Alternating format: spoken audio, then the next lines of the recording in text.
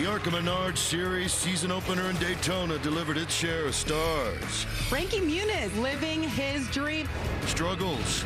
He had trouble. Hard contact. And surprises. Greg Van Alst wins it. We did it! Yeah! Now, the battle rolls into Phoenix, where anything is bound to happen.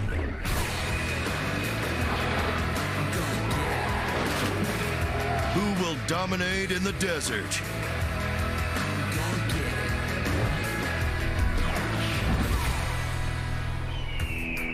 Welcome to the Valley of the Sun, Phoenix, Arizona, for race number 2 of the ARCA Menards Series and race number 1 for the ARCA West Championship. This is the General Tire 150, and so happy to have you with us this evening. We have a special guest joining us. If you remember back just a few years ago, that man right there drove it in for his first ever championship in the Xfinity Series, Austin Cindric. And by the way, he's won at the ARCA Menards level, and he's won at all 3 NASCAR National Series. We're so happy to have Austin Cindric with us. I'm Jamie Little, and of course, Phil Parsons once again. And you know, this guy to my left just got out of your Cup car. Tell us about those conditions right now. A little slipping and sliding around. What do these ARCA drivers have to look forward to? Yeah, obviously the sun's going down. Luckily for them, you know, usually you have to deal with the sunlight right in your eyes in entry to turn 3, but the track's gonna pick up speed. It's obviously gonna put down rubber the entire race and probably move around depending on how much they wear out their tires. And Phil, this is a very special ARCA race for a couple of different reasons tonight. It really is. This is the only ARCA combination race we have all year long with the West Series, the National Series that runs 20 races all over the country, and the West Series that runs primarily on the West Coast. You can see the platform here. ARCA Menards Series, the National Series, 20 races on super speedways, short tracks, dirt tracks, and road courses. And the East and West Series have 8 to 12 races of their own. Again, we run one combination race with the West and about 3 with the East. But I love the platform because the rules are exactly the same. You can take a car that you race here, you can run Irwindale, California tomorrow, and you can run Toledo, Ohio the next day. But it's a great opportunity for the West guys to see how they stack up against the guys from the National Series. For instance, Trevor Huddleston, he's a former winner in this series. He's driving the equipment that won the championship last year with Jake Drew. And also Jesse Love, who's the youngest champion ever to this day in NASCAR. He won twice in the ARCA Menards Series West. He comes back here as one of the favorites for the national championship. So it's great to see these guys mix it up together. It really is. It's a huge stage because there's 15-year-olds in the field tonight, and they know there's Cup teams, Cup owners all watching this race tonight because they're parked right behind us. So it is a big night for them, and they have a national audience here too. And you know, this has been going on for a long time. This isn't the first time that we've seen the ARCA Menards West. Look at the history. We have seen some huge names compete in the West Series, and one right here in Phoenix, Bobby Allison, Richard Petty. We have 9 NASCAR Hall of Famers that have won races in the West Series right here at Phoenix. So much history in this series. It goes all the way back to the 60s. Look at those names, Austin. Mark Martin, Davey Allison, Dale Earnhardt. Perfect. Look at the flag flying. Some serious roots here in the ARCA Menards Series West. And we're excited. We're going to introduce you to some new names, some new faces tonight. And I think it's wide open. I don't think you can really choose a winner tonight. What do you think?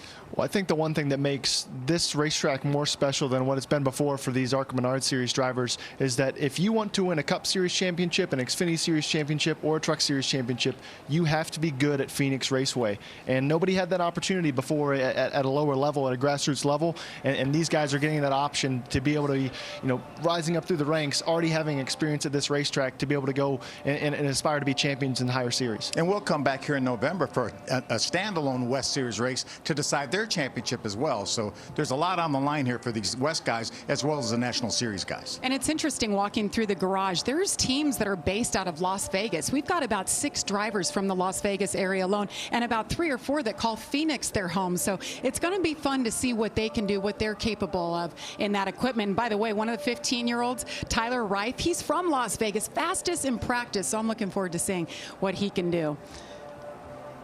As we take a look at the drivers getting ready, getting buckled in, let's take a look at the track description here. Yeah, it's a 1-mile racetrack, but both 1 and 2 and 3 and 4 could not be any different. Turn 1 and 2 is as flat as it gets as far as on our schedule, and 3 and 4, big banking, hard decisions for the crew chiefs. All right, it's time. Let's go trackside and get the command to fire engines. And now, race fans, here to say the most famous words in motorsports. Please welcome Key Account Manager for Southern Tire Mart, Jared King. Drivers, start your engines!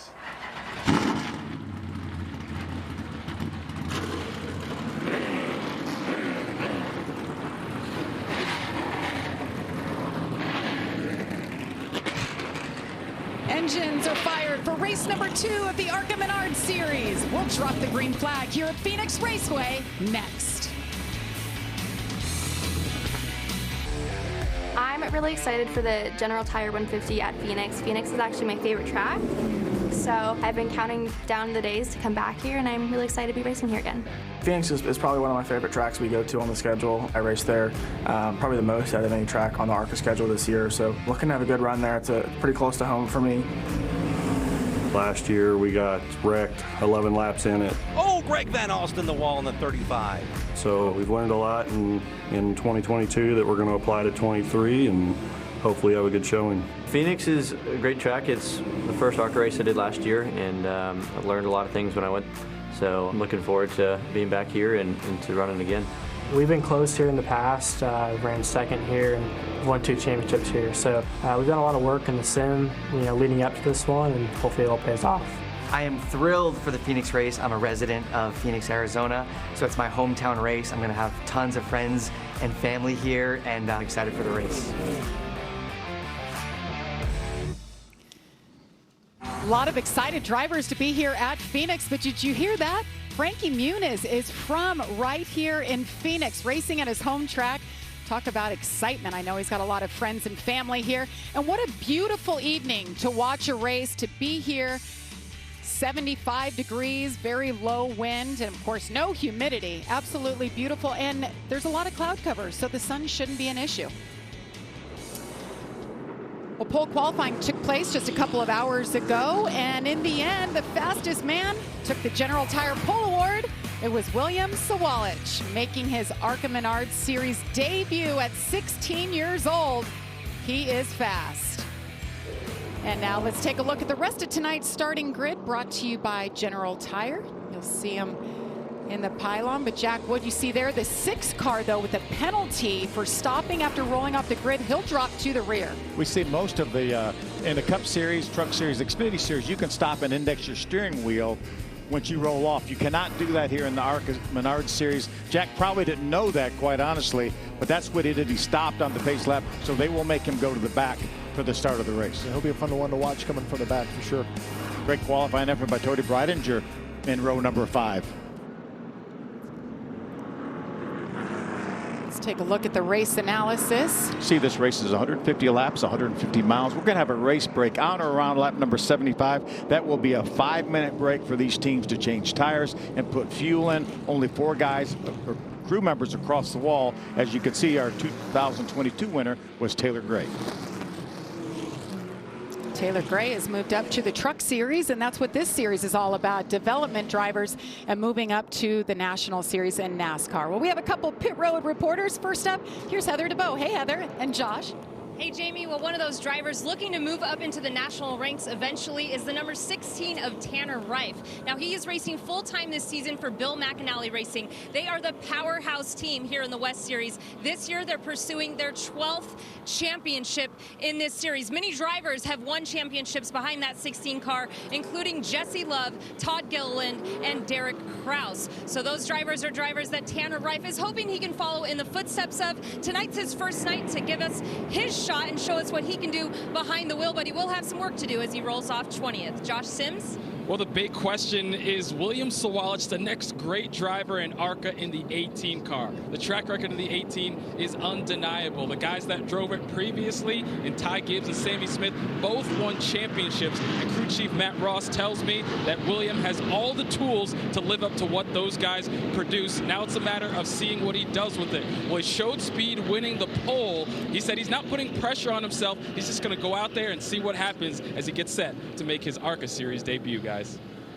Thank you, Josh. And we have 4 on boards bringing you the action tonight. Yeah, the first one's the 13 car of Todd Souza. Todd has been in the top 10 of points the last 6 years here in the West Series, and that's the Menards Richmond on board. We got Tanner Reif with the Sioux Chief on board. He'll start 18th, as Heather talked about. And how about Frankie Muniz? Had a great run at Daytona, just outside the top 10. He will start his Ford from the 11th position. We got Christian Rose from a great run at Daytona with the General Tire on board, rolling off at 20th.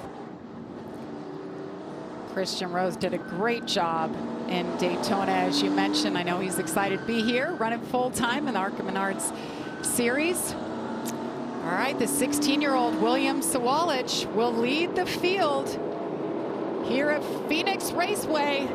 Green flag is in the air. We are racing.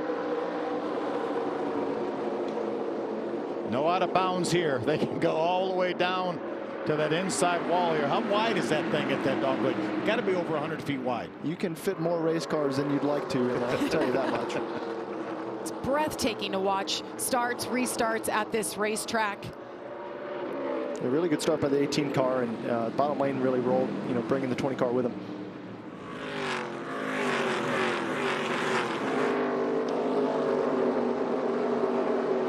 See these cars sparking all over the place. By the end of this, we will be completely under the lights.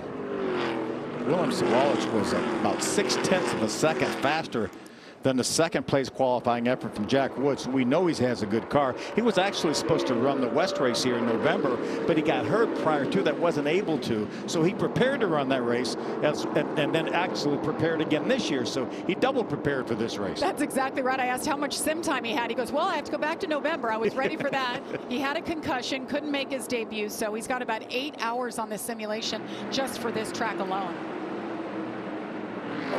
A little bit of contact there with the 30 car. So, yep, still spinning. Middle 1 and 2 there. Oh, Frankie Muniz early goes around. Caution flag is out for the first time. Yeah, the 50 of Trevor Huddleston also. That's Trevor right there, also involved. Yeah, they're racing side by side for almost a lap straight. They had camera on it. He's obviously got an onboard. Should be able to get some good shots of what happened there. I'm assuming just gotten loose, with a guy on the outside of him and trying to dive down onto the bottom. That's Frankie in the black and white number 30.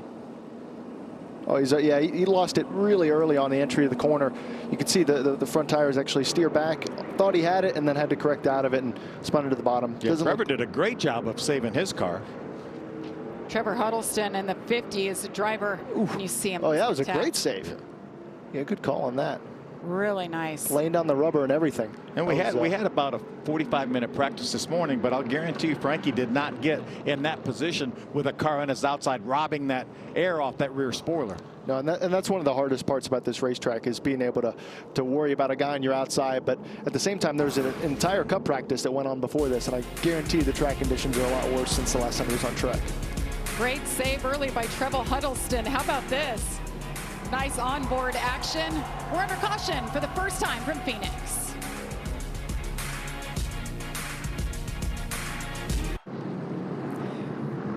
Welcome back to Phoenix Raceway, under caution for the first time this evening. Got 150 laps tonight, 150 miles. And the pace car is off. William Sawalich, it's been all about him.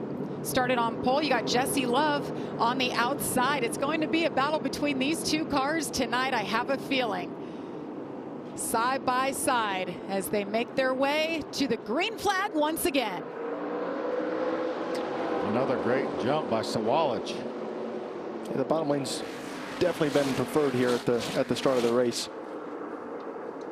3 wide. Tyler Reek doing a great job. That black number 41 car staying with Jesse Love.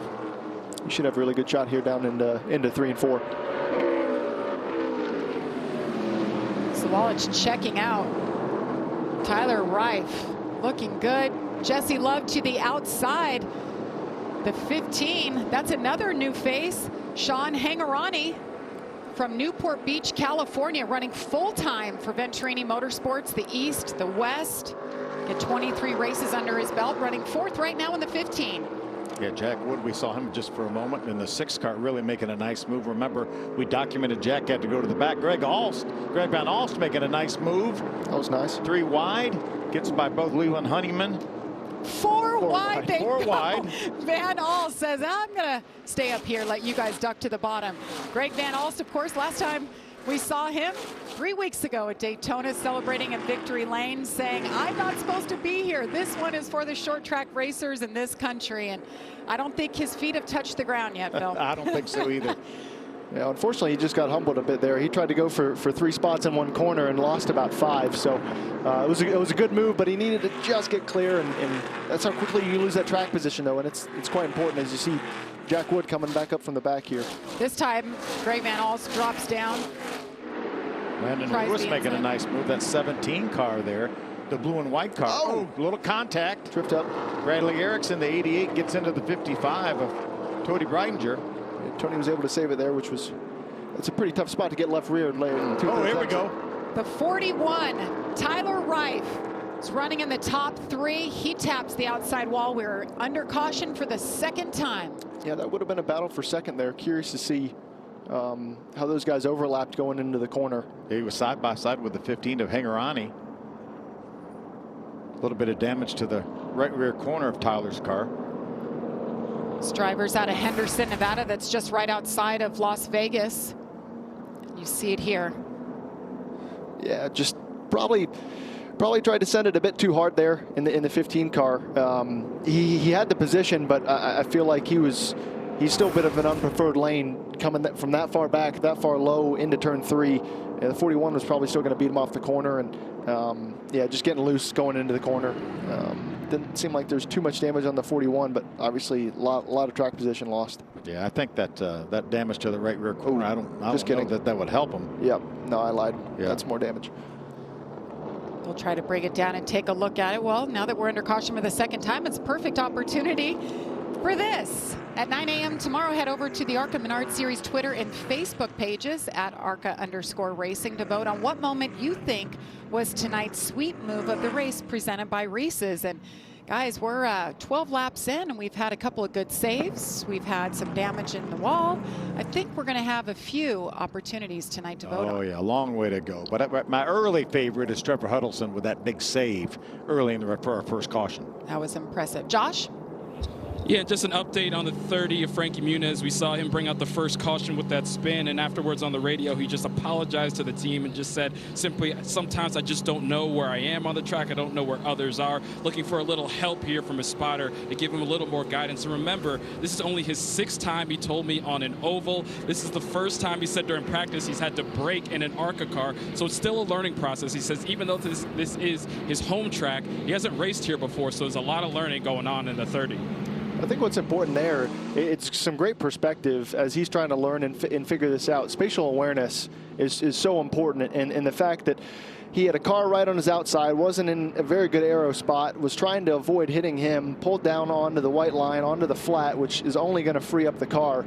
And all of those things all happening at once, you have to be able to dissect that in real time as it's happening, because I'm sure you can go back and watch that and go, okay, I didn't put my car in the right place. I had, a really bad aero spot with the car on my door, but you have to kind of see that happening, predict it happening, and have that spatial awareness to know, okay, these are the places I need to position my car to avoid that. And Josh made a great point. This is his only 6th race ever on an oval, so he hasn't really done enough stuff to prepare for this kind of thing. Mark Red, I was talking to his crew chief and co-owner, and he said he spent a little bit of time in the simulator, which was really, really beneficial. So he's a quick study, did a great job at Daytona, and he'll learn from that and be better for it. Absolutely. We're looking at the 30 of Frankie Muniz. He had an incident earlier. Looks like the car is okay, but he is tonight's Rookie Spotlight, brought to you by Bounty. Hometown, New Jersey. That's where he's originally from, but he calls Phoenix his hometown. He's got some local sponsors that wanted to come on board too. The Hot Chick is actually a restaurant. It's a restaurant. He said it's a throwback. It's a lot of fun. He was going to have some friends and family that came out to watch him tonight, but he has a little work to do now. He does, and remember now, for our diehard race fans, he had a bit of a previous life before he started racing. So he was a bit of a child actor. Malcolm in the Middle was a TV show that Frankie was on, so some of our race fans may not be aware of that. So, as a matter of fact, he leaves, I believe, on Monday to go shoot a movie, but he said, I'll only take roles that don't interfere with my racing. I love that. Good man. I love that. Good man. There's a racer for you. William Sawalich in the 18. Jesse Love once again on the outside. We'll try it again. Green flag is out. Much better restart from the outside lane. See what Jesse Love can do. He's got a lot of experience racing here. He's got a 16-year-old to his inside who's probably getting his first real challenge from someone on his outside. See how he goes about it as he puts it right on his right rear. Yeah, even though Jesse's only 18 years old, he probably has about as much experience here as anybody because of all the West races that he's run here. William Sawalich in the 18, driving for Joe Gibbs Racing. Jesse Love in the 20 is Venturini Motorsports. They're all Toyota, but they are competitors, no doubt about it. Behind the number 20 is the number 2 of Andres Perez de la Ra. We've heard a lot about this young man driving for Rev Racing. He wasn't quite old enough to race at Daytona. He ran some practice laps there just to get on the radar for the championship. He turned 18, or he's turning 18, I believe, in 2 weeks, so he's able to run the rest of the ARCA Menards series. And he will be full-time, and he will be a great challenger to people like Jesse Love that are racing for the championship. Good move by the 6 of Jack Wood. Jack has moved already up into the top 10. See what the 15 car's really fallen off since the restart. He restarted 30s all the way to 12th. He had to have had a moment somewhere. He spun the tires on the restart, but I feel like he just hasn't gotten back into the rhythm yet. Get another spinner here. It's the 06 around AJ Moyer. That brings out our caution for the 3rd time. So get him up and going. It's been all about William Sawalich. He's led 18 of 150 so far. Well, this is a first for me. We have 2 sets of brothers racing against each other in tonight's ARCA Menards Series race. You have Tanner and Tyler from Henderson, Nevada, Eric and Ethan Nascimento. It's really cool to see them because I guess, let's see, these 2 are about, I think, 8 years apart or so. So they get to race against each other now at this level. It's pretty neat. Good luck to all you brothers. Now let's take a look at tonight's Suchi Fast Track. The driver is number 16, Tanner Reif. His hometown, Henderson, Nevada. See there, 2 career ARCA West wins, 2nd in the 22 ARCA West points. And he finished 9th here in 22. He's been struggling a bit today. He told me they had a vibration in the car from the time they got on track in practice. They weren't able to really fix it, so he hasn't made up a whole lot of headway since the start of this race. Let's get an update from Heather. And you were talking about Tanner Reif, but let's talk about his brother Tyler Reif in that 41. We saw in that earlier caution him get some severe damage to the right rear of that car. Unfortunately, they had to use that yellow tape to really fix that right rear of the car, so they went 2 laps down. But the team told him now he's 1 lap down, and they said it's a long race. We can get this back. Now, when I talked to Tyler earlier today, he's probably one of the most confident 15-year-olds I've ever met in my life. He was the fastest in practice, and then he said he could have qualified on the pole, but unfortunately, the team put too much tape on the front of that car, and he overheated, so he only got 1 lap in qualifying. So he has the speed. Now let's see if he can keep the patience to work his way back up to the front. Great personality. And an ambitious schedule. He's going to run all the East races as well as all the West races. So busy year this year for him. And naturally, being from Las Vegas, who's he friends with? Who's he raced against? Noah Gragson. So Noah was here for cup practice today. So Noah took a look at practice and qualifying and talked to Tyler. And Tyler told me he got some great advice from Noah. So great job by Noah, looking out for the younger generation and trying to help them as they come up. So William Sawalich, it's been all about him so far tonight. Jesse Love in that 2nd spot. Perez de la Ra. Leland Honeyman. The top 4. 23 laps into a 150 lap race tonight. And we are green once again at Phoenix. De la Ra staying right with He's thinking about putting him 3 wide. He did. He sure did. How about Connor Jones? He's going to make it 3 wide with the 25 car. Jesse Love with a good move to the outside. It's the first time you've seen the 18 car slip all day. Should be a good battle here for the lead going into 3 and 4. Connor Jones is one to watch in the 25. He is wild. He is fast, But if you talk to Billy Venturini, he says if he doesn't hit anything tonight, top 3 is most definitely the goal. It's always a great vote of confidence from your team owner. That's right. You got to prove them wrong. It's good to be fast, though, right? It's better to have to rein you in than kick you in the pants. So what Jesse Love's trying here on the outside, he really struggles in 3 and 4 to hold it. I think the 18 car is probably going to pull it off here. And this is the closest they've been. Can Jesse Love get around William Sawalich? Oh, he put it right on his door. Oh, they slow up. How about Leland Honeyman? For the lead, Leland Honeyman in the 0-2. And he makes it work around Jesse Love. Falls into second, William Sawalich back to 4th now. The 2 of Perez de la Ra. Nice restart for them, but Leland Honeyman, so impressive. I talked to him earlier, and he said this is his only scheduled ARCA race, but he's making his Xfinity Series debut tomorrow, so very important weekend for him.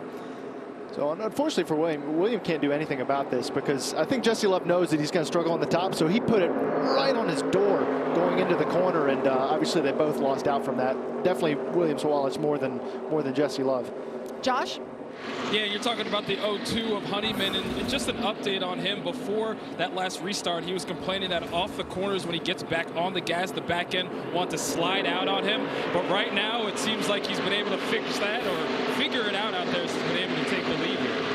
Clean air works out pretty well a lot of times, doesn't it? Clean air is really important at Phoenix, and if he's able to try and figure out how to keep it up front, I think he's going to be in a good position. You know, on the other side of that, you know, it'll be interesting to see how William really takes this loss of track position. You know, is he going to be able to be methodical, move forward? He's going to learn more things about his car being in dirty air and having to set up passes. This is a tough racetrack to pass on, especially with 2 grooves. So you're saying there's a lesson in all of this? There's going to be a lesson learned. It's just how quickly it comes. Heather? And for Jesse Love, you mentioned him, Austin, they're having an issue in the turn, and he did just come over the radio and said that he's chattering the fronts. He said he's decent on entry and pretty good through the center, but once he gets back to the gas for a few seconds, he gets that chattering of the fronts that he's talking about, with which of course, Austin, you can speak to a little bit there, but Shannon Rush said that's good info for them. They can fix that during that break, so look to see that 20 get a little bit better here. Yeah, and when Jesse's talking about chattering the front tires, it's literally in your hands. You can feel the steering wheel shaking, and usually that's a tight condition. It means the car can't turn. It means the tire's almost skipping over the surface of the racetrack, and I think, you know, probably tire pressure or something that you could do to probably help that for a short run. See Frankie Muniz on board, those hands working. Back in the 15th spot, had that issue earlier. Driving back through. Nice side-by-side battle for William Sawalich. I love this opportunity for him to learn, like you were talking about, Austin. I mean, it's one thing to go out there, have the fastest car and lead every lap, but get back here in traffic, get in some dirty air like he has. Made a nice movement around De La Ra right there to grab the 3rd spot back. Andres De La Ra, Perez De La Ra in the 2 from Mexico City, youngest winner in NASCAR Mexico Series history. So he's done some great things in Mexico. Now he's looking to make it full-time here in the States. Well, he ran his first race back in Bristol and finished in the top 10. I mean, pretty challenging racetrack. He did a great job there. So I really look for him to be a great contender this year. Well, Rev Racing, what they've done with their development program, they really picked the top talent. You know, Jack Wood is running the other car here, but we've seen their drivers come up. I mean, Bubba's been in their cars in the past. Kyle Larson. I mean, you name them, they've moved up. So this organization really doing great things. Leland Honeyman, your leader, Jesse Love, just behind him.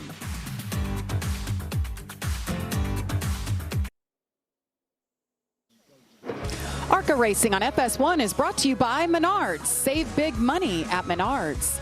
And by Bounty. Bounty, the quicker picker-upper. And we have a spin on the track that brings out the caution for the 4th time this evening. AJ Moyer. That's the 0-6 of AJ Moyer. That's the 2nd time that he's gone around. AJ's dad, Larry, was a former champion in the ARCA Menards series back in the early 80s. Long way from Tampa, Florida to race right here in Phoenix. But JJ wants to tighten that thing up. Yes. Ready for the break. Doesn't look like he has much damage. Right front a little bit. This is Todd Souza's onboard. Todd is having some sort of an issue. You see him? Yeah, just lost it on the inside of another car. Yeah. The same thing that happened in 1 and 2 earlier in the race. He was in between Greg Van Alsten, Bradley Erickson, and the 88. I believe that's the second great save by Erickson tonight. He was behind another spin earlier. It's one of those where you're running the length of the falling tree instead of the side. The car keeps going up the track. Stay down. Yeah. Just chasing me. Back up to speed. Looks like he's all right. All right. Leland Honeyman is your leader. Here we're 40 laps in. 110 laps to go from Phoenix. Welcome back to the General Tire 150. Look at that. A beautiful desert sunset. Get it all the time out here. We will take it. Gorgeous weather. And Sunday, you know, it's a battle in the Valley of the Sun. Right here as the NASCAR Cup Series drivers roll into Phoenix. See who will rise above the rest in the desert. The engines fire at 3 Eastern on Fox. That's on Sunday. And Saturday, don't forget, the Cup cars. This guy, Austin Cindric, next to me, has to qualify. Yes, ma'am. It's coming up at 12 local, 2 Eastern on FS1, so hopefully you'll join us. How you feeling about your chances? He said he wanted another practice during the commercial break. I can't give you that. I want another practice, but I don't get it. Well, Toni Breidinger, she's running 9th right now, the lone female in the field. And Daytona, just 3 weeks ago, we had 5 ladies in the field, and how impressive were they? Look at the finishes here. Mandy Chick with the 5th, Amber Balkin, Natalie Decker 14th, Logan Mizuraka. For more on Toni, here's Heather.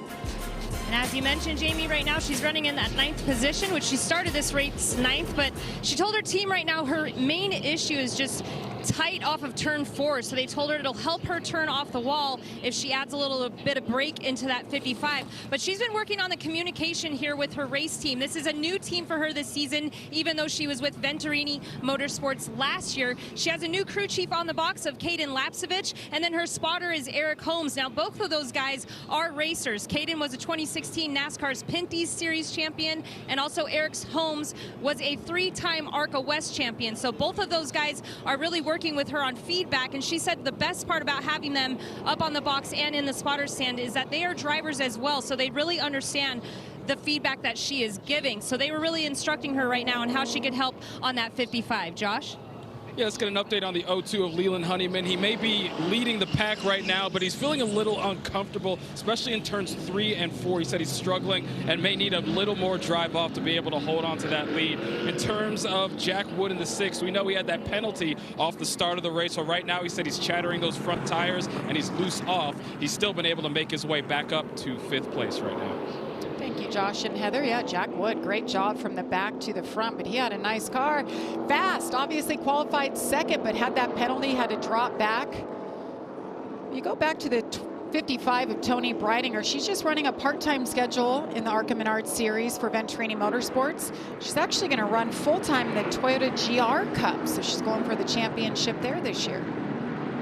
She's really doing a nice job here running in the top 10 because there are some really good cars and drivers around her. You have Bradley Erickson, the 88 cars right in front of her. Landon Lewis in the 17, a former winner in the National Series, is right behind her. I think we're going to have a fun battle for the lead here. I think these top 4 cars, especially how we have them staggered right now, I think the strongest car is got to be the 18 car. He's running those guys down over the long run, but be interesting to see. It's the first time we've had a new leader take the green here. I think we'll see several cars wide here when we get down into turn number 1. There's room for it. Leland Honeyman on the inside, Jesse Love on the outside, and William Sawalich, who gave up a few positions, fell back a bit. O2 spun his tires there, gave Jesse Love a good advantage. Jesse's been having to work this outside these last few restarts. He's pretty good practice at it. Almost clear, but I think he's in good position right now. Oh, those restarts are so incredible. 4 and 5 wide. They all hang on to it. Some pretty good grip down below the yellow line down there in 1 and 2, isn't there, Austin? It's good until you realize you still have a corner you have to finish. You get to the middle just fine? The funny thing is it looks really good on television, but it's really just because of the track distance gain. In the car, it feels horrendous. There's dust and rocks being thrown up inside the crush panels. And it's flatter than it's obviously way flatter. No banking in the road or anything. So abrupt, but thank you for going through that because we enjoy it as viewers watching it on TV. Hey, if it gets me a spot, I'll take it. So it's all Jesse Love. He leads for the first time here this evening. Honeyman just behind him. William Sawalich in third, and we got a battle for fourth side by side. Jones and Perez de la Ra. Connor Jones, he is a-coming, and the 25 talked about the speed of this young man. Really drove it hard down into turn number 1. Right along with Todd Sue. Cross trouble, a spinner. Ooh, a lot of smoke. Caution comes out for the 5th time, and that is Christian Rose. In the 32, we talked about him in Daytona, led some laps. He's here running full time. He was running 16th at the time. I love the fact that we've had a number of spins and we really have had very little wall contact. Tyler Reef got into the wall a little bit. Middle of 3 here. Oh, see what happened there. He had to get on the brakes and check up for the 13 car. And it's already a pretty tough spot to be in. And the moment you touch the brake pedal, when you're already really neutral with the car kind of chasing the back, spun him out, spun him right out. So Christian was really trying to do the right thing. Well, maybe not to his rear tires there, but he was really trying to do the right thing to give the 13 car some space and ended up spinning out the car. Christian Rose will be able to continue. All right, we're under caution once again. Jesse Love, Leland Honeyman.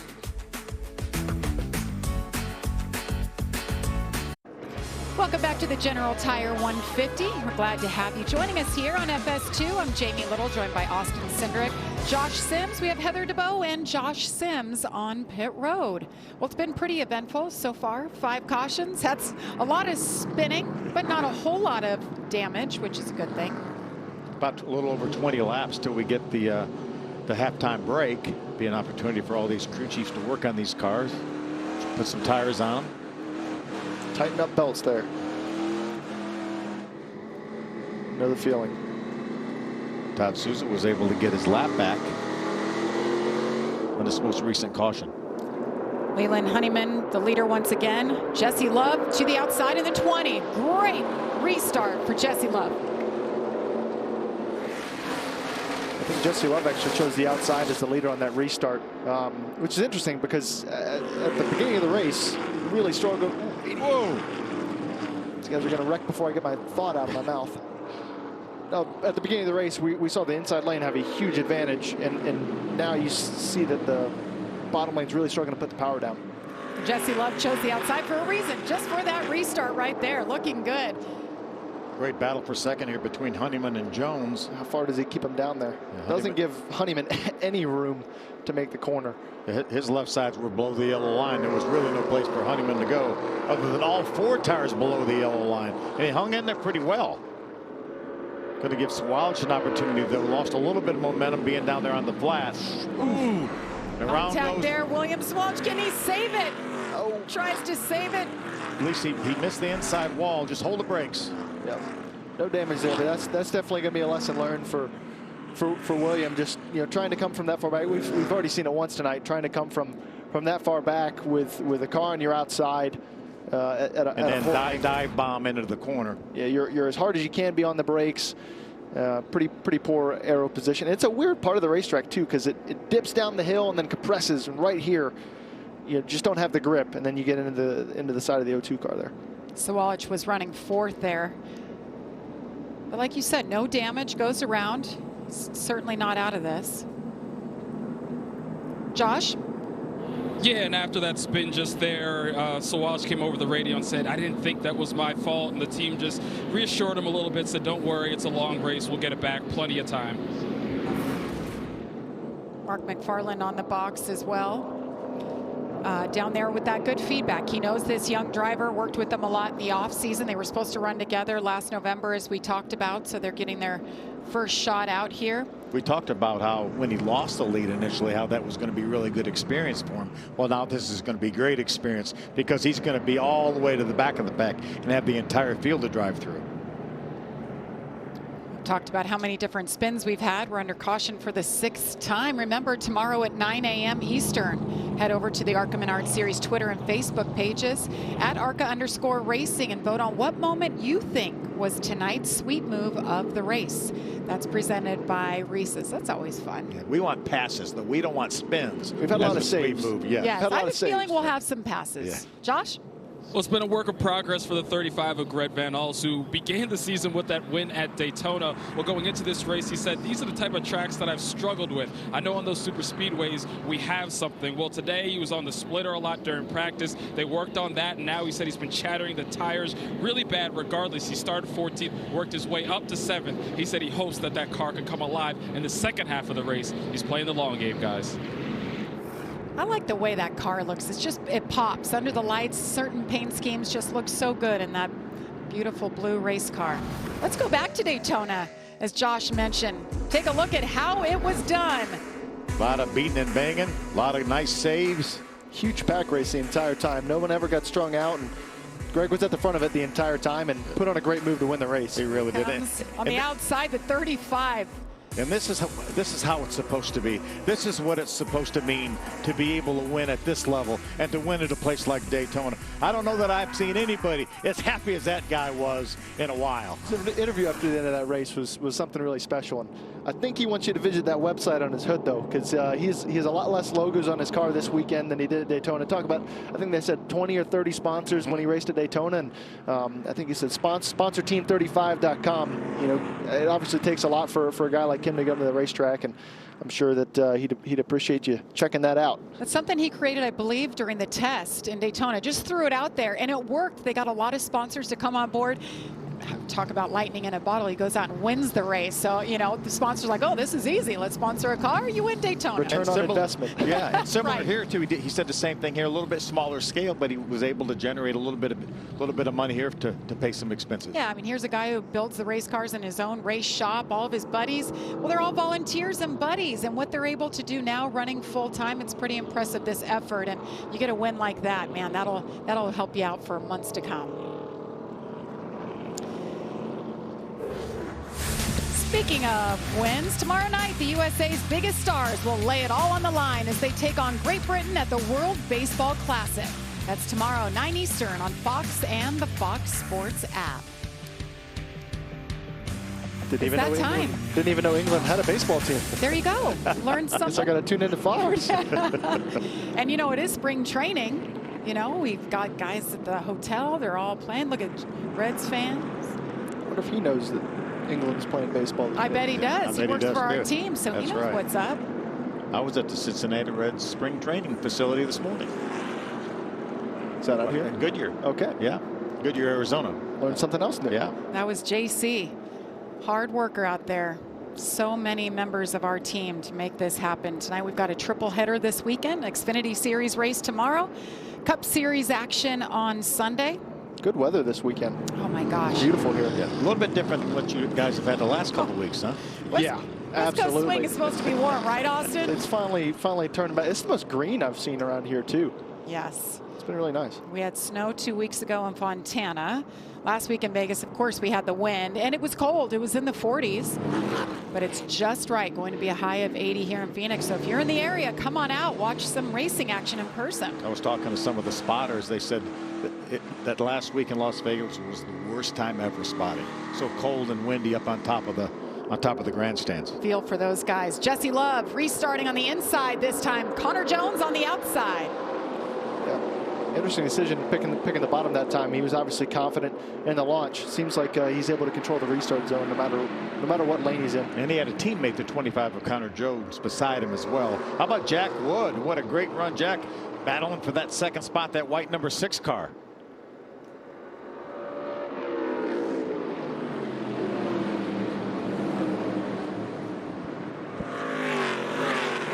Jack Wood, I think he's got more experience than anybody in the field. I think this is his 6th race here. Let's see what happened on the restart. Watch this now. Watch when they get to the start-finish line.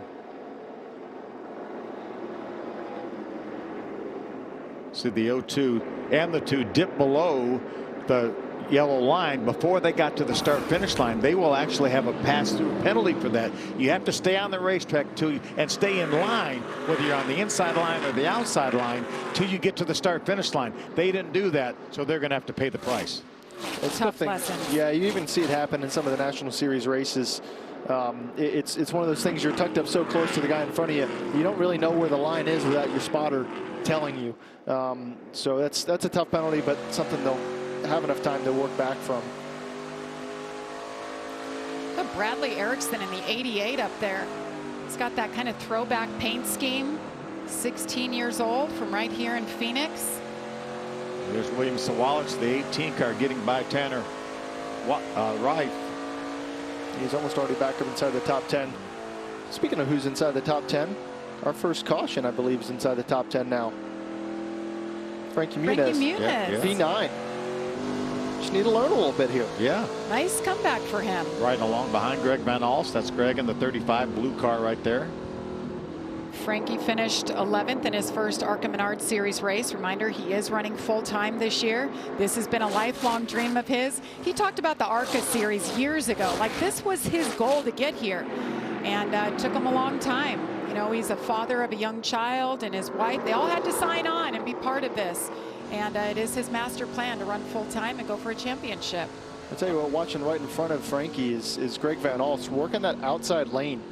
And he gained a spot from it. He's really one of the first few cars to venture up there and did it again in 3 and 4. So he seems to feel like there's some speed up there with the tires falling off the way that they have. And I think it actually caught Tony Breidinger by surprise with him running the outside like that. You see William Sawalich closing up on the 30 of Frankie Muniz, goes to the inside. It's a battle for the 8th spot. This will be good for Frankie, too, to be able to watch Sawalich and where he's able to make the moves. Because it looked like he had a better car than Tony, but Tony moved up in front of his line. Obviously, Williams on a mission, coming back from the back, because the more spots that he can gain here by the time the break comes out is just less work and more time for him to be able to go out and try and win the race. Nonetheless, Tony's still doing a great job right now, running in the 8th spot after losing the 7th spot to Sawalich. She's done a great job. She's had a solid top 10 run the entire day. I think this will be a good opportunity for Frankie to really try and set up a pass here. He seems like he's able to hold the line just a little bit better than the 55 car, and I think getting and generating that run is going to be the hard part for him.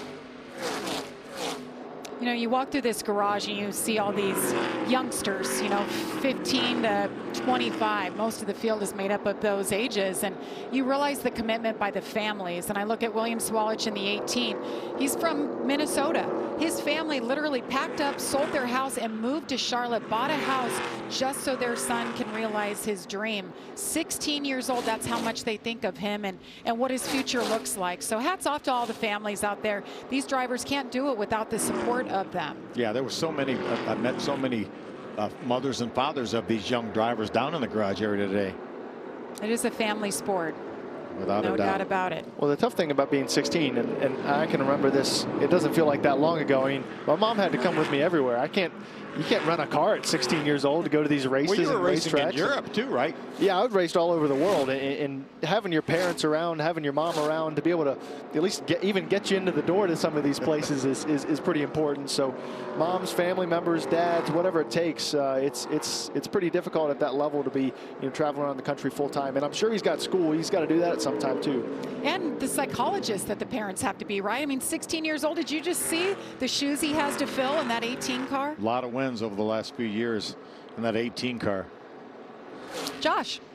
Well, yeah, and you talk about having people to help him out and look up to. Well, going in and out of his hauler today, I saw both Sammy Smith and Ty Gibbs hanging out with him, and I asked him before the race what type of advice they gave him. He wouldn't give me all the secrets and all the details he gave him, but he said, hey, it's great to have those guys come through and give me any help I can need. They gave him some advice before practice. He said it paid off in him winning the pole. So that type of stuff, huge for him in the 18 this year. Yeah, you can't underestimate Mark McFarland's role, too, in William Sawalich's career. Mark is longtime crew chief, former driver, actually drove for Junior Motorsports back early on in their infancy. So smart, so responsible for so many of those wins. Yeah, he was the common denominator. 3 of the last 4 wins here at Phoenix came in his car with him as the crew chief. Matt Ross is actually the crew chief of that car now. Mark working in a lot of different areas, but Mark is here and giving his 2 cents because he knows his young driver, William Sawalich, so well. Yeah, he's great getting a lesson. combination. Great combination. Absolutely. But, you know, this is a good test for him to see how calm he can stay and cool to fight back and see how far forward he can go after that spin. There's Frank riding along with Frankie Muniz. He was able to make the pass on Tony. Moved Frankie up to the 8th spot. There's Todd Souza, the 18, who had trouble early, was able to get a free pass, back in contention now, racing up inside the top 10. Souza making a pass on Tony Breidinger. It was a little close there. It was close. With the lap car. Yeah. Actually really hurt his momentum off the corner, having to chop that entry like that. It's a battle for 9th right here. Oh, just a lap or 2 away from the break. She needs some room, man. I don't know if they touched, but it was awfully close there. That was close. That was a great move by Tony not to lose control. That she didn't even really get sideways, and she was really in a vulnerable position on the inside of Todd Souza. He's leaving it there pretty tight. That tells me that she's got a tight race car. That's we talked about it earlier. I think there was a report from pit road that she was needing, you know, maybe use a little brake pressure or do something different. You know, that is the benefit of having a tight race car. Is it's a lot harder to spin you out with somebody else, or you're a lot more in control of your destiny at least. Souza gets around her for 9th spot. Tony Breidinger moves back to 10th. Our battle for the lead here is really closed up. It's probably in the last 10 laps it's come from a second and a half to now 4/10 of a second. So I think that'll be interesting after this break here. Christian Rose had his incident earlier, but he's back up and rolling. 66, John Garrett right here. Bring it down pit road. 74 laps to go. Caution is out. Perhaps this is our competition caution.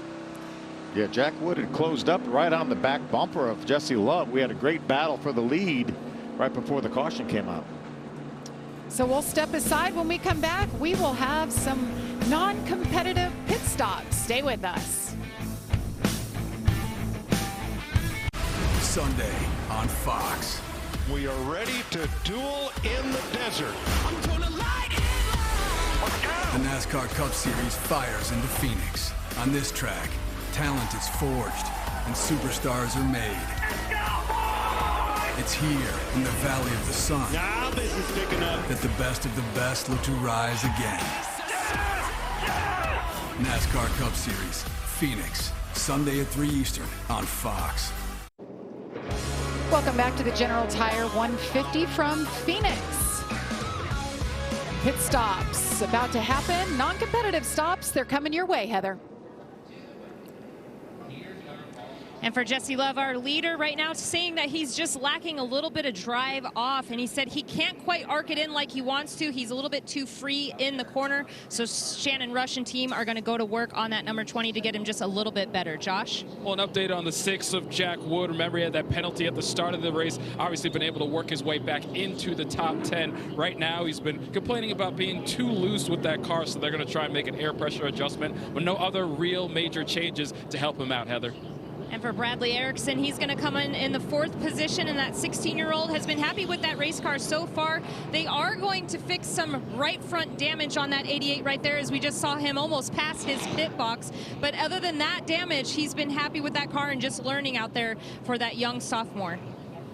And the 18 of William Sawalich has been complaining that he's been just a little too loose. He's worried about that right front slipping out on him, so they're going to tighten him up to give him a little more rear security. He led 24 laps so far in this race. He did lose the lead early on. The team told him after he lost that lead to just relax. It's a long race. He'll get it back, and he showed speed, so we'll see what he can do with the second half. And these pit stops, are so different than you normally see at a national series for NASCAR. They have 5 minutes to work on the car. They could put fuel, tires, make all the adjustments, but they will exit pit road. They will restart the way that they ended that first half. Yeah, the officials will let them know when the last car stops on pit road. That just happened, so now they have 5 minutes from now. They can put tires on it, only 4 people over the wall, and then they can come back after they finish that and then put fuel in it, or they can do it vice versa, whatever the case may be. You just can't do both at once. happen. So, but it's a great opportunity for these drivers to give the crew chiefs feedback, because a lot of these drivers haven't been here before, so their feedback is going to matter on how they're going to finish this race. You can even take a fan and cool off your brakes while you're at it. You have time to do it. We'll step aside. You won't miss anything.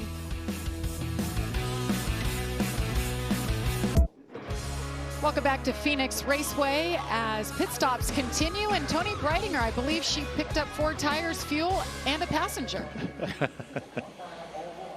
I would think they may have been working on driver comfort there for some reason. That or maybe something electrical, I don't know. But well, she's been having a good night so far, showing in the 10th spot. And it's this young man right here, Jesse Love. He's led 34 laps tonight. And I sat down with him, and he talked about somebody special in his life that has helped him, given him advice along the way, especially about this place, Phoenix. So my dad grew up racing with Jeff in California, running quarter midgets and stuff like that. You know, they would do things like obviously go-kart or a quarter midget race, and then they go to the, you know, arcade or something with Jeff's stepdad, John Bickford. And my dad learned a lot from him, and I've learned a lot from John too. And I've been able to be lucky enough and blessed enough to, my first time going to Phoenix, talk to Jeff about how do you get around Phoenix. I mean, I didn't do my first ever big track race, right? So it's been cool to lean on that family a lot with all the things that they've done, all the knowledge that they have. It's not about what you know, it's about who you know. Absolutely. Talking about Jeff Gordon there, and his dad was best friends with him. I thought that was very interesting, but that just shows how old we are, because here he is racing at the national level, going for the championship this year. What a great young man. He's raced here a few times, never won the race here, but he's locked up the championship for the West Series twice at this place. Yeah, so much drama the year before last. I mean, it was literally the last lap when he was able to get the spot to win that championship. But he's one of those guys that we talked about early in the show. I think Heather talked about Bill McAnally's team, the Napa team, that they're going for their 12th championship. 2 of those championships were won by Jesse Love in that Napa car. Well, pit stops have been completed. The 5 minutes is up. Josh? Yeah, let's get an update on the 17 of Landon Lewis right now running in the 6th position. And during that stop, they made a couple big swings, just been complaining about being really loose during the first part of this race. And after they came out of that pit stop, came over the radio and just said, hey, it's a whole new race right now. Landon's really had a quiet night. He's done a really good job. I feel like he's been quiet inside the top 10, and I think like the entire rest of the field is apparently really, really loose. I'm sure the viewers at home could probably figure out that the entire field has been really loose with how the first 30 laps of this race went. But I think the race will have a new look, and guys have 5 minutes to kind of think about it and really understand what the cars are doing. Time to talk to their team and re-rack and try again. Landon Lewis also has Ron Hornaday in his corner. Ron is his driver coach, and there's nobody any better at this racetrack than Ron Hornaday was. So it was the cool box, I'm told. They were working on the 25 or the 55 for Tony Breidinger, so hopefully they got that figured out. Driver comfort, exactly. Yeah, at least it's not too hot. You know, Yeah. It's not the middle of the summer here, so she should be all right. As the drivers are rolling, and we're happy to have you with us. Austin, you're getting pretty good at this TV thing. I found the camera. After I turned around 3 or 4 times. But you've been up here with us quite a few times now. What do you gain from this perspective? Well, even before I started Cup racing, you know, I knew for about a year I was going to race in the Cup Series, and I went to every single Cup race from then on out, watching from the roof, because you know I dissect a lot of information from one voice from this perspective, and I think it's really important to understand how that's being looked at and viewed, and how it's being relayed to me. Obviously, I know what it looks like from the driver's seat, but being able to see above is really important. But you know, I've done some driver coaching in the past, and I feel like some of my job up here is to be somewhat critical of, you know, what drivers do or maybe what they feel, and sometimes talking it out. You know, you think about it and you might have frustrations with some things, and sometimes talking it out really actually helps you realize some of the more simple things. Obviously, a lot of the drivers in this field are learning things, you know, right before our eyes, you know, as we go through the race. So even seeing some of those things like that, it's always good to understand, you know, even some of the baselines. I like that you had the advice. I want to tell all the crew chiefs, just go down on the track bar. Everybody is too loose. Tighten these cars up. Every single person here, go down on the track bar. Yep. Well, we're happy to have you. Yeah, good to be here.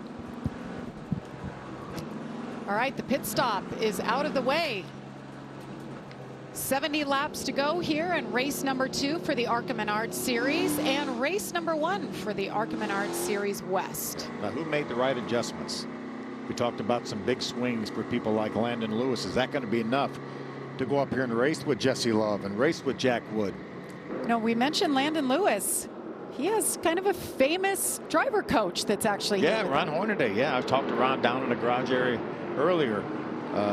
So good at this racetrack too. Well, everywhere. Obviously a Hall of Famer. Yes. 4-time truck champion. So good to see Ron Hornaday at the track. You know, he bounces in and around, but he's so involved helping the young kids and obviously doing a great job. Landon Lewis, you mentioned it. He's running 6th right now. Really impressed with that 88 car. Also, Bradley Erickson really doing a nice job racing with some really good cars here. We got fresh tires and fresh heads, fresh drivers. All right, Jeff. There's Ron Hornaday. There he is. Look at that blonde hair. Well, it's not exactly blonde, Jamie. I'm going to call it blonde. Looks like he's very SoCal. And we're racing once again. Jesse Love, Jack Wood in 2nd. Jack restarting where he was supposed to start this race. Nice comeback for Jack Wood. Hanging tough there on the outside. There's some grip up there, isn't there, Austin? Yeah, obviously we saw it at the end of the race, at the end of that last run with Greg Van Alst making lap time up there. But Jack with a new lease on life, trying to see what his car does in clean air, diving down to the bottom into turn 3. Side by side, Jack Wood in the 6th on the bottom. Looked like they even touched right there, so close. As they head down into turn 1, 4 wide, sparks all over the place. Contact, Jack Wood goes around, Jesse Love gets collected. Connor Jones, the 25 car, just ran into the back of Jack Wood. Yeah, I feel like there was more cars stuffed in there than we probably saw. Obviously a tight battle for the lead, but I think there was 2 cars that dove down into the dog leg and made it a pretty wide racetrack. And yeah, 2 of our best cars wrecked out of this race. Oh, that one's gonna hurt. It looked like maybe the 25 of Connor Jones just misjudged, but when the other cars came back up onto the flat, onto the racetrack off the flat, looked like he was just in the corner a little too hard, ran right in the back of Jack. Jesse with nowhere to go. Let's take a look at it right here and see if that's what it looked like on replay. See the AMR safety team coming to the driver's aid. See Jesse moving around as well as Jack in the cars. Jesse hadn't put down his window net. That's a clear sign that a driver is okay. So they were trying to talk to him. It looks like he's got it down now. Jack Wood has his window net down. It's a tough break for 2 of our very best cars here. Oh, Jesse Love talking about him. Led 37 laps tonight. Side by side as they go into turn 1. This 25 car is just going to appear. Yeah, so they were 4 wide going into the corner. And the tough part about this is you're negotiating with 3 other guys. What lane do I deserve to be in? Because if you're the middle car and 4 wide, do you deserve to be on the racetrack, painting the yellow line, or do you have to be below the WO line? And I don't think all of them knew that everyone was there. I'd love to see a wider shot of that. Here it is right here. Yeah, so they're thinking they're racing the 2 of them for the lead. Yeah. Meanwhile, they're down here trying to make something happen. And if you're the 25, you probably just back out. You're not going to get a position there. So if you're going to put any fault on anyone, that would probably be why. Otherwise, 4 wide for the lead. That's about all you can ask for, I guess. Connor Jones in the 25. He is a teammate to Jesse Love. And so many. I mean, certainly nothing intentional there. That was certainly accidental. But that's one disadvantage to having that 150-foot wide racetrack. When you merge back onto the racetrack, you run out of room, and that's certainly what happened right there to Connor Jones. Let's get an update with Josh. Yeah, and Jack Wood came over the radio after that happened and just asked if there's anything he could have done in that situation, and they told him, no, nothing you really could have done there. They just looked at the replay and said, yeah, you did your best, and we know Jack Wood had a fast car, so certainly disappointment for the 16. It was a great night for him. Was penalized early on in the race, so started in the back, raced his way forward. There he is right there. They're so disappointed. I feel a little bit robbed because I feel like we didn't get to see everything out of Jack. He worked the whole stage, got all the way back up to the front and had a really good shot to race for the win. Obviously had a fast car, and we didn't get to see what he could do with it. We'll next see Jack Wood in the 51 truck at Atlanta next week, so he's staying busy between this series and the trucks. We'll be back. We'll line him back up here at Phoenix.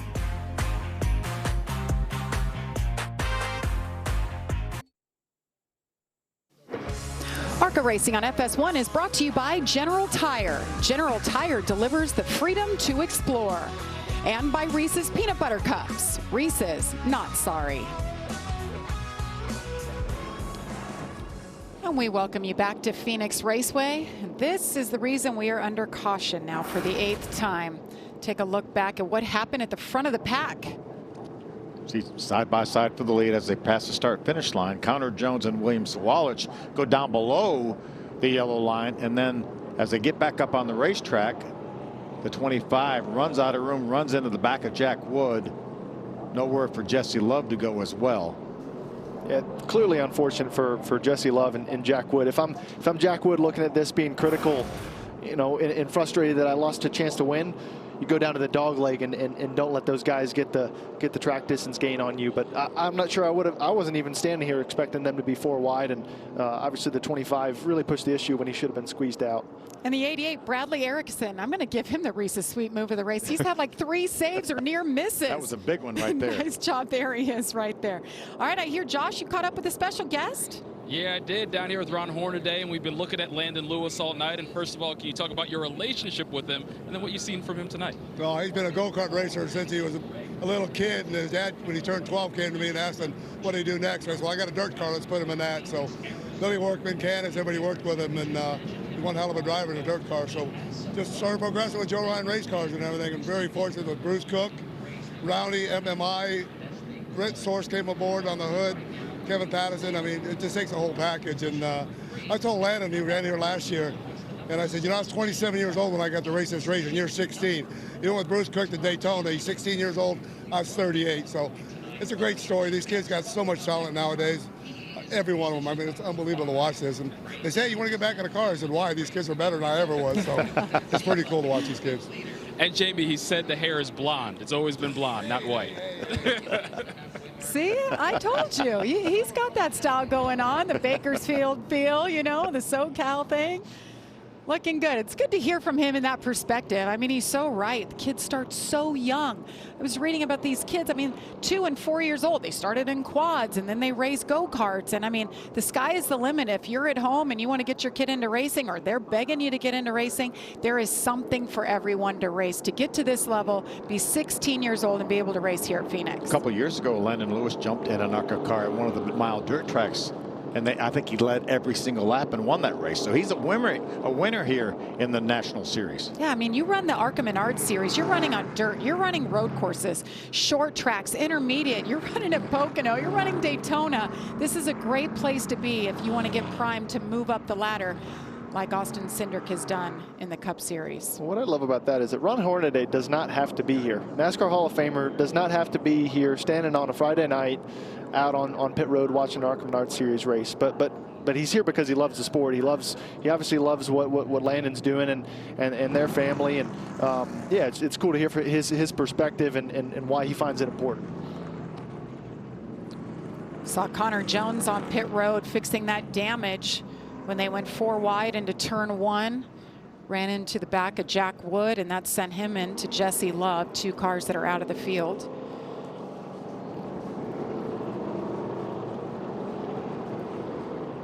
$60 laps to go from this point. Some of our notable ARCA champions here. My brother Benny. I mean, this was growing up in Detroit. Benny, when he got out of high school, was in Detroit. I mean, ARCA was it. I mean, ARCA was a national, you know, basically a regional series, certainly from Eastern Seaboard. But for Benny to win that ARCA championship was so exciting, and he parlayed that into a move to the Cup Series and was fortunate enough to win the Cup Championship, the Daytona 500, the Hall of Fame. But look at these guys here that have gone on to a lot of success on into the NASCAR ranks. Good to remind everybody the champions that came from this series that you see racing on Saturdays and Sundays now. I mean, Chase Briscoe, the 2016 champion, he won this race in the Cup Series last year, and he looked like he was pretty fast, top 5 in the practice today. Yeah, Chris Buescher, a winner last year. I believe it was Bristol is where he got a win last year. Front of the field looks a lot different now, doesn't it? Yes, complexion has it does. changed. William Sawalich back up in the front where he started this race. He's led 32 laps tonight, got shuffled back a bit. And then you have Greg Van Alst on the outside in that beautiful blue paint scheme, the winner at Daytona. Frankie Muniz up to the 6th spot. Tony Breidinger in the 55, she's up to 7th. And Tyler Reif, he's had his issues tonight, all kinds of issues, back up in the top 10. Green flag out once again. Good restart by Greg Van Alst. This guy's an opportunist. He's up in the mix, and just like Daytona, I think a little different here in Phoenix. All William Sawalich, really nice restart for him. Bradley Erickson in the 88, really impressive tonight. Tyler Reif, a nice move to the inside of the 13 of Todd Souza. Now he's on the inside of Frankie Muniz. Erickson in the 88 on the inside, 16 years old. This is his home track. He's from Phoenix, running the West Series. What a nice showing for him. He's had a few near misses, great saves. Now he's up here battling for the 3rd spot. Tyler Reif back up here in the mix as well, right behind Bradley. He's had a really slow climb back up to the front after getting spun early. Yeah, Jamie mentioned he was the fastest car in practice. They had about a 45-minute practice this afternoon. Tyler Reif's race team is actually based in Las Vegas. Didn't have a far trip for them to get here to Phoenix. He grabbed that 4th spot. That car is fast. I love that American flag on the hood of that race car. It's like a blue line through it. Heather? And Jesse Love checked and released from the infield care center. Jesse Love led 37 laps tonight. Unfortunately caught up in a little bit of a mess up by some other drivers. But what did you see from your perspective? Yeah, I got a chance to see it in the care center. I mean, to me, this looked like we were obviously in a tough spot, 4 wide, and the 25 just run into the 6, and then the 6 took us along with them. So nothing I really think the 6 did wrong. Just, I mean, 25 made a mistake. So upset, bummed, all that, you know. But at the same time, we were really fast. Toyota Camry, and thank you to JBL Audio for being on board this weekend. I led a lot of laps and was really fast, and thought we were the guys that were going to leave her the trophy. So upset about it, but I mean, you know, you're going for the win. That's always my goal. So just go to the next one and keep our head up. Thanks, Jesse. Spoken like a champion, 2-time West champion. You know, somebody made a mistake. Good job with that interview. Or Tyler Reif is on the move. Grabs the 3rd spot from Landon Lewis. I think the first thing that struck me as we came back to green is man, is the rest of the field just racing for 2nd? Obviously, you know, William Sawalich has had a lot of speed tonight, and trying to see if who could be the contender, and it's got to be this 41 car. He's had the speed, he had the confidence. You know, listening to his comments after practice and qualifying, but being able to come back up through the field, and I think he's going to need a caution here for sure. But give him a restart and a chance, and he's getting after it. He's not taking it easy either. He's hanging it out. William Sawalich with a 2.5-second lead over Greg Van Alst. Let's get back to Heather. And Jack Wood also checked and released here in the infield care center. So Jack, it looked like the 25 was there behind you. If you take a look at the replay here, tell us what you saw. Yeah, no, I don't really know. I still haven't seen it on there, but just kind of a tough luck. You know, I think we had ourselves a pretty decent night going, really. Yeah, just got turned. I think we had a good car. You know, we started in the back in the beginning for whatever ARCA wanted to do there on that one, but I think we had a lot of speed in the thing. You know, we kind of drove from the back to the front, and I think we kind of had the 20s number there at the end of the first half of the race. So it's unfortunate. You know, really, I think this is one that we probably should have came home with the trophy, but you know, we got good speed in the cars, and just get ready for Atlanta next week with KBM. Both of them mentioned tonight should have been their night to bring home the trophy. And like you said, Austin, I mean, you never know, but the 2 best cars of the night are now out. Just bitterly disappointed. I mean, you know, Jesse Love's been here before. He's won races in the West Series. He's won races in the National Series. Jack hasn't been able to do that yet. And he felt like this was by far his best chance. And I think he was. I think, as he mentioned, he caught Jesse Love towards the end of the first stage half of the race, as we see Rife trying to make the move underneath Greg Van Alst. So I think Jack had something to say about who was going to be the winner of this race. You guys know who else is fast? We talked about the 25. Both of those interviews at the Infield Care Center talked about Connor Jones. Had to restart in the back. They fixed up the damage. He's up to 6th. Yeah, he has a Keep your fast eye car, on him. for sure. Really fast car. Another Venturini machine. They had 4 cars in the field. Heather? And we saw them fixing the damage on the 25 of Connor Jones, and his crew chief Kevin Reed came over the radio just a few laps ago after they finished fixing that damage and saying, hey, that's actually probably going to help you on entry. So we're going to work our way right back up to where we were during this race, and it looks like it's working out so far for that 25. Yeah, just grabbed the 4th spot away from the 88 of Bradley Erickson. Excuse me, 5th spot.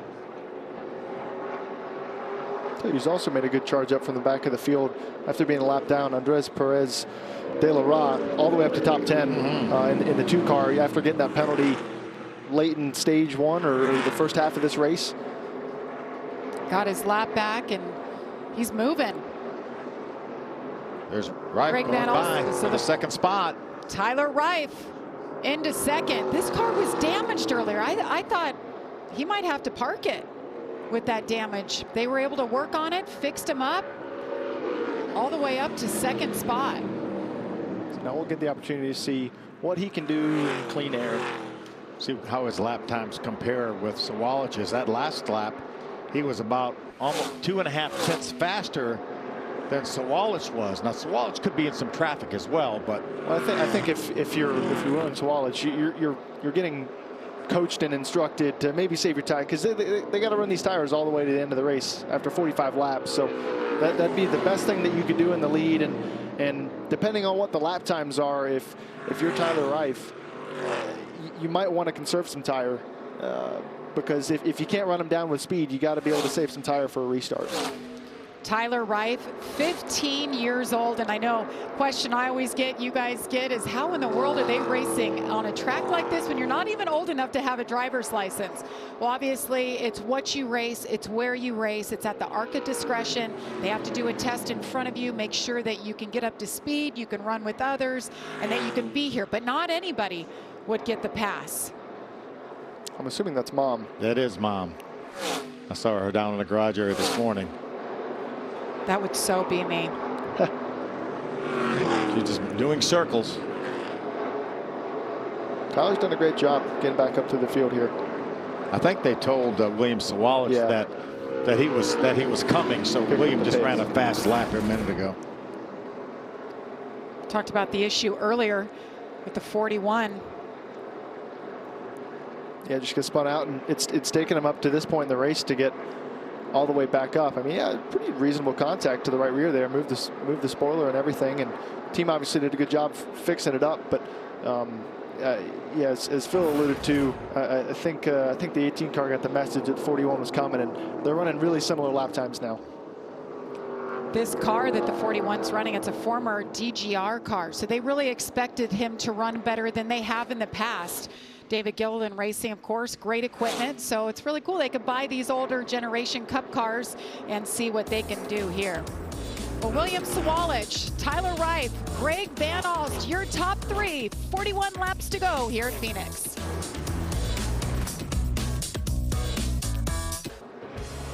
Welcome back to the General Tire 150 from Phoenix. 16-year-old William Sawalich leads up. Well, tomorrow at 9 a.m. Eastern, head over to the ARCA Menards Series Twitter and Facebook pages at ARCA_racing to vote on what moment you think was tonight's sweet move of the race. And here are the nominees. Nice move by Greg Van Alst to make it 3 wide, beat Connor Jones and Leland Honeyman down to the corner. Leland Honeyman taking advantage of the leaders racing here. Did a little 3 wide pass for the lead, led probably 20-30 laps tonight. And then William Sawalich underneath another car, gets loose, spins, but saves that car, keeps it in one piece, and is fought back to the lead. Certainly impressive. We knew this team, this driver, were going to be good in his ARCA Menards debut. But it hasn't been easy. He's been shuffled back a couple of times from contact and in the spin. Kept his head on straight, stayed cool. Very fortunate to avoid the big accident with Jesse Love and Jack Wood. They were 4 wide. He was on the inside. One. Yeah, absolutely. He had the escape route. He started to walk away from Tyler Reif here. He's got about a 5-second lead over second. Josh? And getting an update on the mindset of William Sawalich right now. He's been quiet over the radio, but the team telling him, be disciplined, don't use up your stuff, and giving him updates on where the Tyler Reif is right now. And when you have a lead like this, Austin, what kind of goes through your mind as you continue to kind of pull away from the pack? Right now, he's passing every single one of those lap cars, hoping that they stay in their lane, nothing happens wrong. You know, he doesn't want a single caution, as we are having a caution across the start-finish line. And the caution comes out right in front of the start-finish line. The 06 of A.J. Moyer, I believe that is the 3rd caution he's brought out tonight. He had a lot of help on that one. I was watching him. Yeah, somebody just drove into his left rear corner. You can see the tire mark there on the very left end of the bumper and just turned him around. Turn 4. He had that help. There he is there. 35-year-old from Tampa, Florida, brings out our 9th caution of the evening. As far as how this relates to our leaders, we'll get a replay here first. I'm thinking that might have been Christian Rose. Yeah, Christian just wasn't expecting. Yeah, it came up on him so fast. Yeah, he wasn't expecting AJ to come down the racetrack like that. We were in break. You guys were just saying how Christian Rose had a really nice comeback. There was a heck of a battle for the last spot on the lead lap. You see the onboard. Yeah, it's pretty unfortunate for Christian. I mean, lap car, you kind of have to keep your lane, stay up high if you're going to establish up high, and he pretty much hung a left on corner exit. So, a bit unfortunate, obviously, for both of them. But you know, Christian Rose racing on the lead lap certainly wasn't ready for that to happen. And Christian Rose has a flat, so he'll have to bring it in. Hate to see that for Christian. Had such a good run at Daytona. He told me today he has awesome sponsors. They surprised him, flew his wife out, and his 2-month-old baby son, River, surprised him here. So first race for the baby. It's certainly not how he wanted to see things go here. Yeah, the ARC officials will allow him to change that flat tire. If you have a damaged tire, and that's obviously damaged, they will allow that without penalty.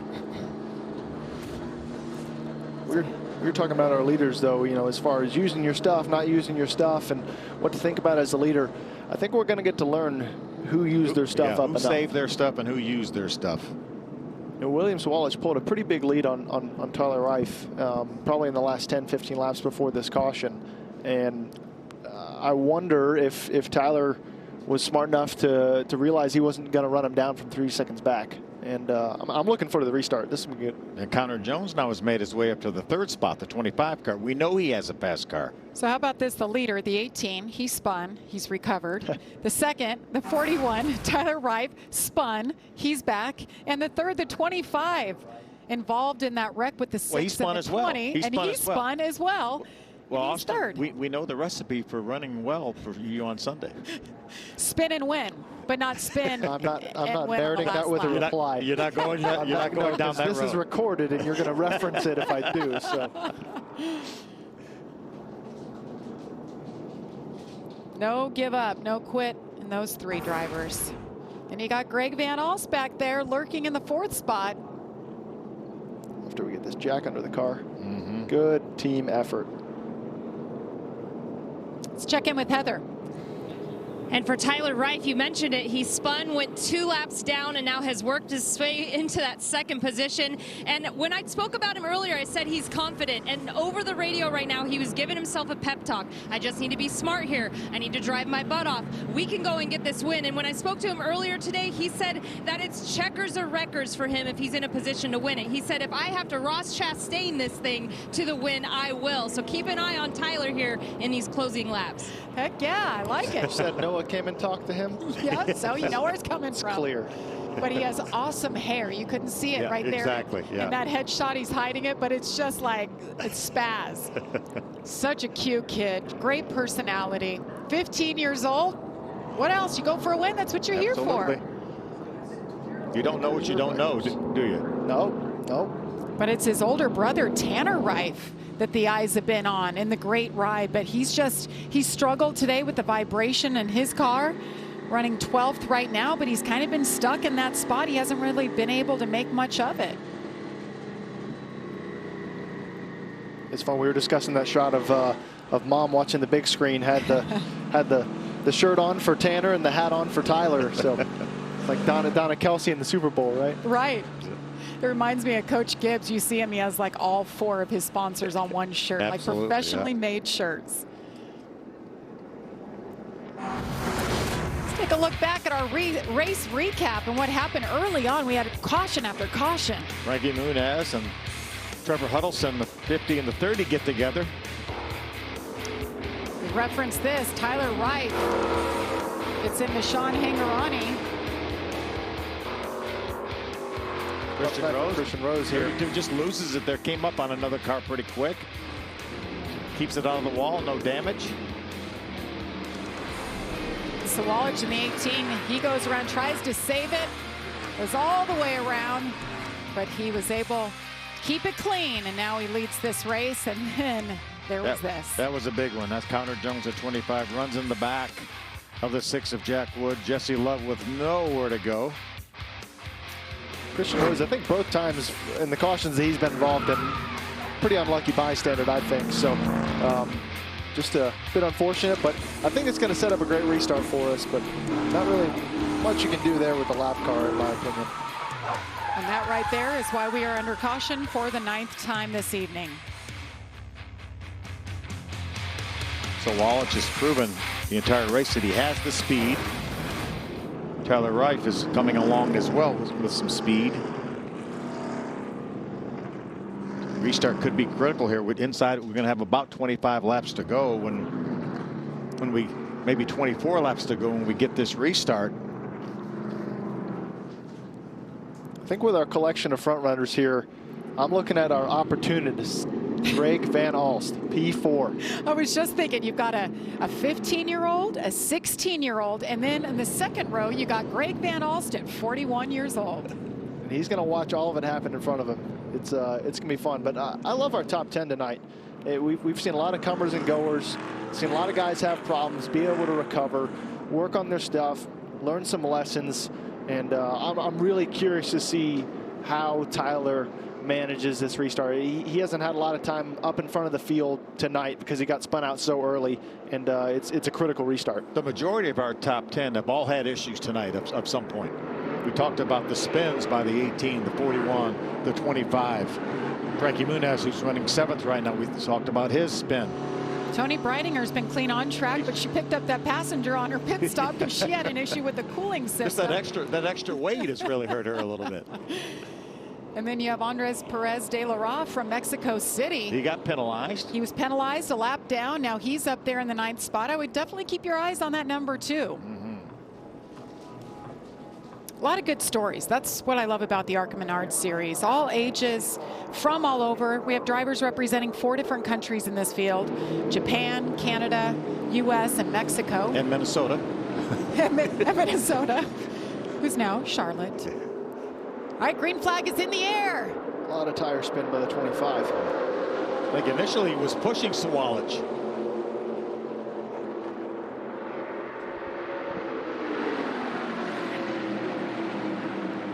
Nice job for William Sawalich. The 18 goes through turn number 2. Reif does a really nice job holding the 25 of Connor Jones off. That 25 is fast. Been involved in some issues tonight. Great battle here for the 5th spot between Erickson and the 88. Van Alst in the 35. They're separated by about 75 feet right there. Landon Lewis, the 17, is going to join that battle. Tony's getting up there, wrapping the bottom. Really good move to the bottom. Yeah, Landon got a little bit loose underneath Greg Van Alst. Had to pedal the throttle a little bit, allowed Tony to get up beside him. Tony Breitinger side by side of Perez de la Ra.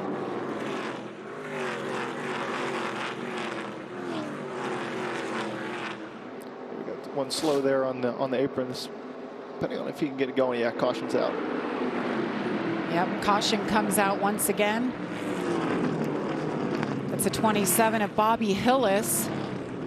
Bobby's a long-time competitor, over 20 years here in the, what was the old Winston West, turned in the K&N Series, now the ARCA Menards Series.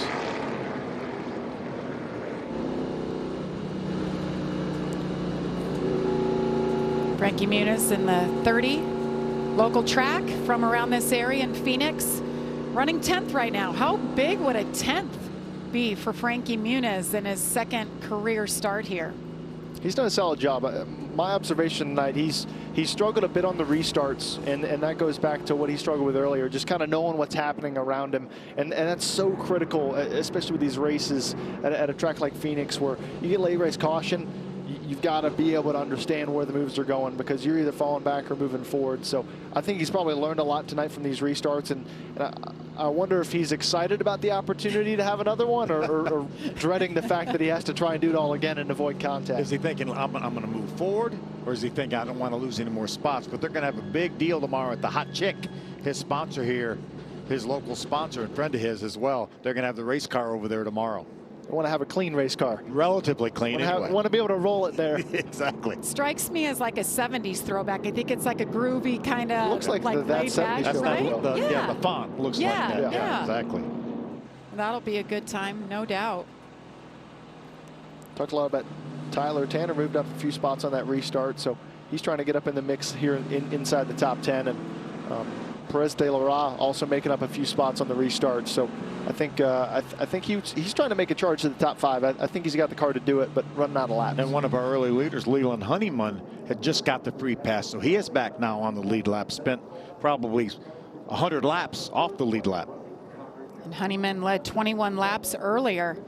This is the only scheduled ARCA race for him. So now he can go forward and see what he can do here with these last 20 laps remaining. Well, for those of you looking for the World Baseball Classic game between China and Australia, it's currently on the Fox Sports app, and we will certainly get you to the diamond at the conclusion of this race. So 20 laps to go here at Phoenix Raceway.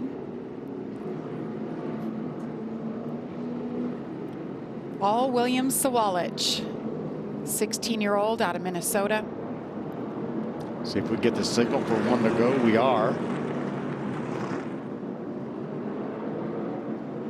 Williams going to grab the inside again. Drivers all warming up their tires. The temperature here, I've got about 69 degrees. Nice. Hasn't gone down much since the start of the race. Yeah, it was open in the low 80s right today. Got up as high as. Bring it on all weekend. It's good stuff. Interesting to see how Connor Jones approaches his restart. Last time we were going into turn 3, probably about 200 feet away from the restart zone, and he was shoving the 18 car ready for the restart before it happened. So I think that really separated him from the pack. Leland Honeyman got that free pass. He just brought it down pit road. Yeah, he may have a hard time catching up with the pack. He's going in turn 1 now, and the pack is going in turn 3. And Tyler's got another shot here on the front row. Didn't quite get good enough on the outside with the launch. See how he does this time. Well, he's had a lot of practice tonight on these restarts.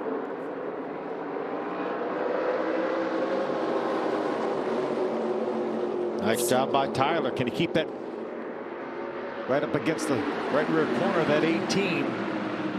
Staying more packed up this time, not letting Sawalich get too far out ahead as they exit turn 2. Near miss there with the nose of Connor Jones. Yeah, I thought he was going to get into Rife. Side-by-side battle for 4th between Van Alst and Erickson. Van Alst in the 35, Erickson the 88. These two have raced each other pretty hard and clean all night. They've both had really solid evenings inside the top 5. It's been good to see. Greg Van Alst came into this race as the point leader. As they run right now, he continues as the point leader. That's got to feel pretty good and be a good selling point when you're looking for sponsors. He's earned it too. A win in the top 5. I take that. Great way to start a year. Saw De La Ra for a moment trying to make a move on Landon Lewis in the 17. He's up to 7th now, De La Ra in the 2 car. Greg Muniz right now running in the 10th spot. There's Tony Breidinger right in front of him. She's trying to make her way by Todd Souza in the 13 car, that black car. Tanner Reif, we expected a lot out of him in the 16. Making some moves. Been to 11, maybe get a little top 10. Yeah, Tony got it, grabbed another spot, got by Todd Souza. We're right along with Todd Souza, Richmond on board. Pretty strong move to the bottom too, making it stick and going after Landon Lewis. I'll tell you, Tony's car has gotten really good here. Maybe the little cooler temperatures agreed with that car. She's had some confidence on corner entry the last couple laps, like really driving it into the bottom in turn 1, shallow lane on the pass on Souza on entry there. So she's something's giving her a lot of confidence here at the end of this race, which is good to see. Yeah, she has some great credentials. She's the winningest female driver ever in USAC. She has 19 USAC wins. So she knows what she's doing. Tony running in the 8th spot right now. She's got her eyes set on Landon Lewis. 14 laps to go. William Swalich in that 18. Joe Gibbs Racing Machine. Team has been just lights out. They've won 3 of the last 4 here. Ty Gibbs, of course, winning, and Sammy Smith won in the fall. Sammy Smith has now moved up to the Xfinity Series full-time, and of course we all know Ty Gibbs won the championship in the Xfinity Series right here in November, and he'll be in the Cup Series on Sundays. He's running full-time, going for Rookie of the Year this year. Christian Rose, he's had some issues tonight, but they got him back out. He had that cut tire. Rose shown in the 15th spot, 1 lap down. Trying to grab the 14th spot from Trevor Huddleston. Looks like he's going to get it. But for Rose, it's all about learning. You know, you're not going to learn anything pulling it in and parking it. So they put a tire on it, just get back out there, log those laps. He's in every race this year, so he's got to learn. There's Delarade trying on the right side of your screen, trying to grab that 5th spot for Greg Van Alst. He's been on the move. Getting his way inside the top 5. Pretty good recovery here. Yes, it is.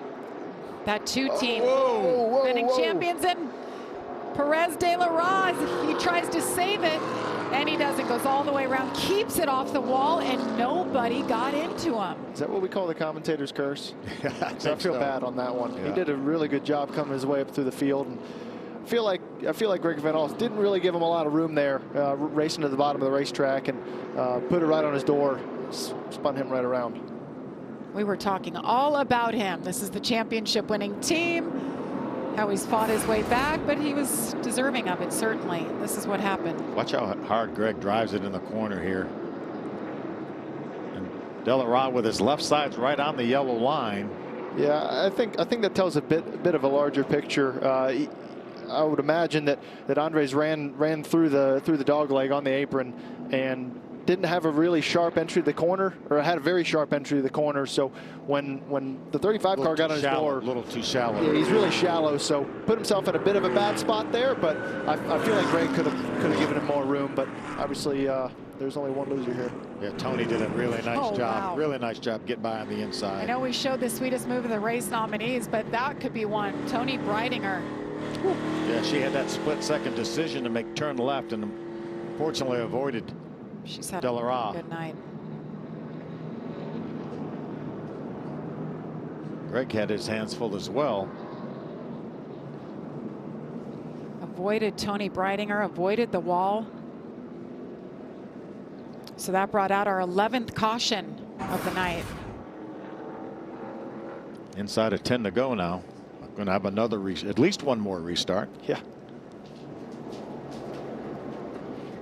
Well, William Swalich getting really good at these restarts. He's been at the front of the pack for about all of them. Yeah, he wants no more restarts. No. Williams done enough. He's done enough restarts. He's done enough passing. He's learned enough. He just wants to win now. Let us ride off into the sunset. Get this win.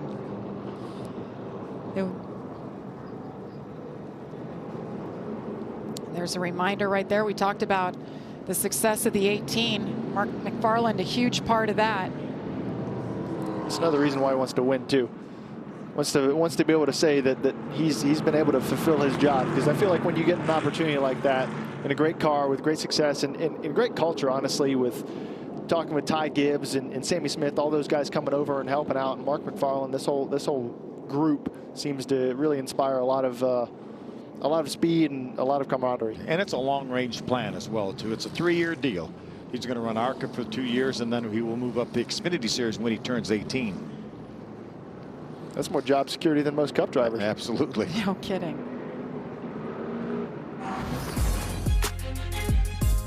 The guys, the last 3 national winners here. Chandler Smith. Tanner Gray last year. He's a wheelman too. I think he's coming up. Look out for him in the Craftsman Truck Series. The average age of the top 4. How old do you think the average is? Probably 16. Ding, Agree. ding, ding, 16. ding. You guys are the winners. Yeah. Average age of the top 4 is 16 years old.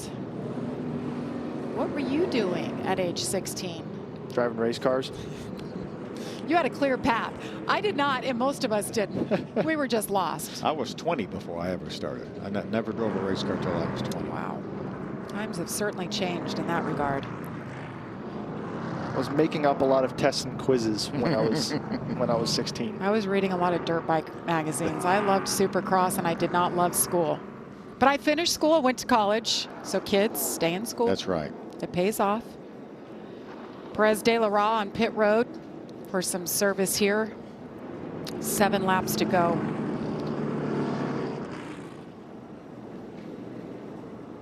They were supposed to leave those tires on the hot side of pit wall. They're actually putting across pit wall. They're supposed to leave them on pit road so the ARCA officials can look at them to make sure that they're damaged, because they will allow, if they're flat spotted, they will allow him to change those tires and put a set of tires on that he's already taken off. And they're only allotted 2 sets of tires, or 8 tires, as they say in the ARCA Menards series for the day. It looked like you were putting scuffs back on, probably from the first segment of the race. For those of you looking for the World Baseball Classic game between China and Australia, it's currently on the Fox Sports app. Once we wrap up the race here at Phoenix, we will get you out to the diamond.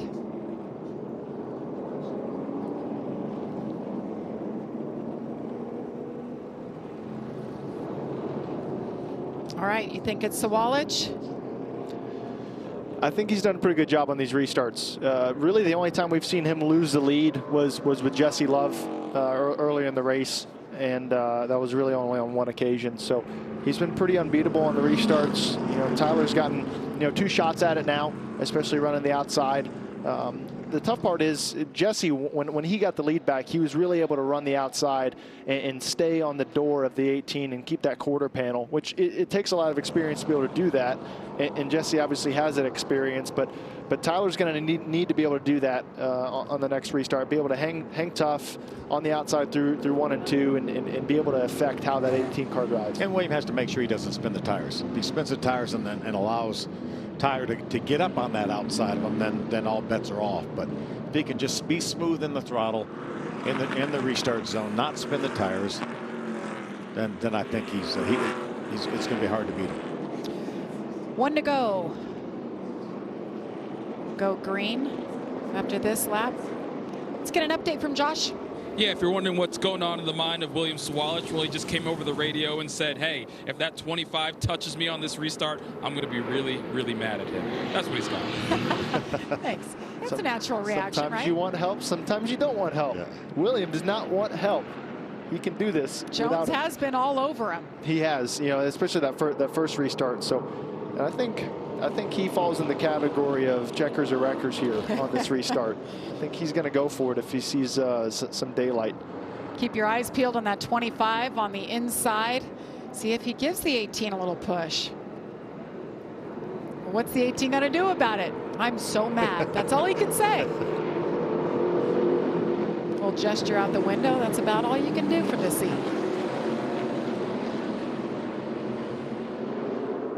Make their way around. Green flag out once again. 25 spun the tires there. Pretty good restart by the outside lane here. It is. Ooh, we're going bottom of 3. How about Erickson? Bottom of 3. Erickson in the 88, 3 wide. Not not a bad move, but yeah, Tyler's just not able to wrap that outside like that, like Jesse was able to. Yeah. Still a great effort, though. Great run for Tyler. Another great restart from William Sawalich. Oh no! Ooh. Car hard into the wall. That's Tony Breidinger in the 55. We're under caution once again. The 12 goes around DL Wilson. Christian Rose. Yeah, Christian Rose on the bottom of your screen involved in that one again. That was a big hit to the right front. Weird angle, too. Yeah, I think Christian just came along in the aftermath. There was contact between Tony and somebody that happened right in the middle of 3 and 4. That was a big hit by Tony Breidinger. Man, she was having a great night. Christian as well.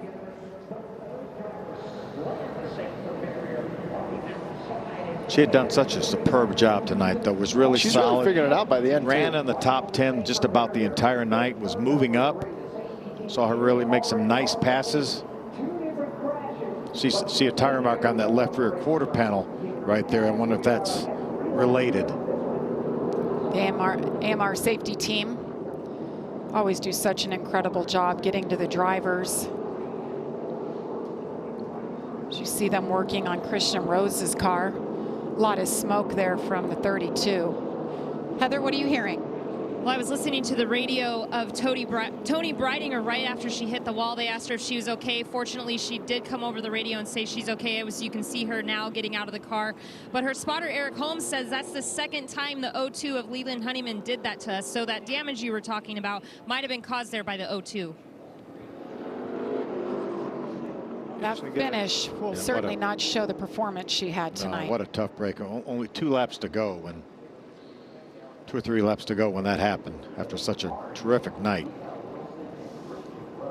We can get a replay here, see what happened. Maybe there was an onboard camera that was behind all that. It's not kind of an awkward crash. Kind of saw the tail end of it, but we got the replay coming here. You see Honeyman pull out of line. That's the light blue car. That's exactly that damage you mentioned. Just runs into the left rear quarter panel. Yeah, I felt like the O2 came from pretty far back, and they hadn't gotten far enough in the corner. It's hard to say. That's 2 cars racing for the same piece of road, because the O2 still hadn't turned down to the bottom yet, hadn't gotten there, and the 55 was definitely making sure she could turn down to the bottom. Maybe wasn't even expecting a pass. On board with Christian Rose. Ooh. Wow.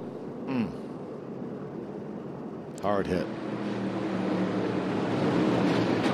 Yeah, I think unfortunate for both those drivers, but I think just a racing incident, Phil. I don't know. Honeyman looked like he just barely kept it off the wall, so he's in good shape right now. Just racing for the same real estate. Yeah, the Honeyman hadn't finished turning down to the bottom, and the 55 was, Tony was expecting him to be a little further down the racetrack. I don't know if you can put fault on anyone there. Yeah, and that's Leland Honeyman. He's had his trials and tribulations tonight, but he's shown in the 12th spot. And there's Christian Rose. Man, what a night it's been for him. So frustrating. Look at that car and just shakes his head. Tough break. That was a big impact, too, for the right front on Christian Rose's car. Sometimes it's just not your night, man. It's tough break. These teams, it's not like they have a plethora of cars. I mean, a lot of them have 2 or 3 cars, and that's about it. So you wreck one, it really puts you behind.